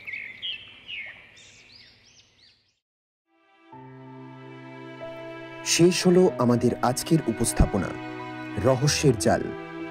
গল্পের নাট্যরূপ অরিত্রা, সীমন্তিনীর চরিত্রে শ্রেয়া, রত্নাবলী বর্ণিনী, কর্নেল আকাশ, পরিতোষের ভূমিকায় কিঞ্জল, মিস্টার আইয়ার শ্রীদীপ, মিস্টার তরফদার ঋষি, দাসবাবুর ভূমিকায় সুমন, মিস্টার ডিসুজার চরিত্রে পিনাকি, মিসেস দাস স্নেহা, শারদার ভূমিকায় অঙ্কিতা। সমগ্র পর্ব পরিচালনা, original score and SFX Sridip. আজ এই পর্যন্তই। ফিরে আসব খুব তাড়াতাড়ি নতুন একটা গল্প নিয়ে। ততদিন সঙ্গে থাকুন আর শুনতে থাকুন দ্য অ্যাডভেঞ্চার স্টেশন, শুধুমাত্র আপনাদের গল্পের স্টেশনে। আপনারা যদি নিজেদের লেখা কোনো গল্প আমাদের পাঠাতে চান তো মেল করতে পারেন ডেসক্রিপশনে দেওয়া মেল আইডিতে।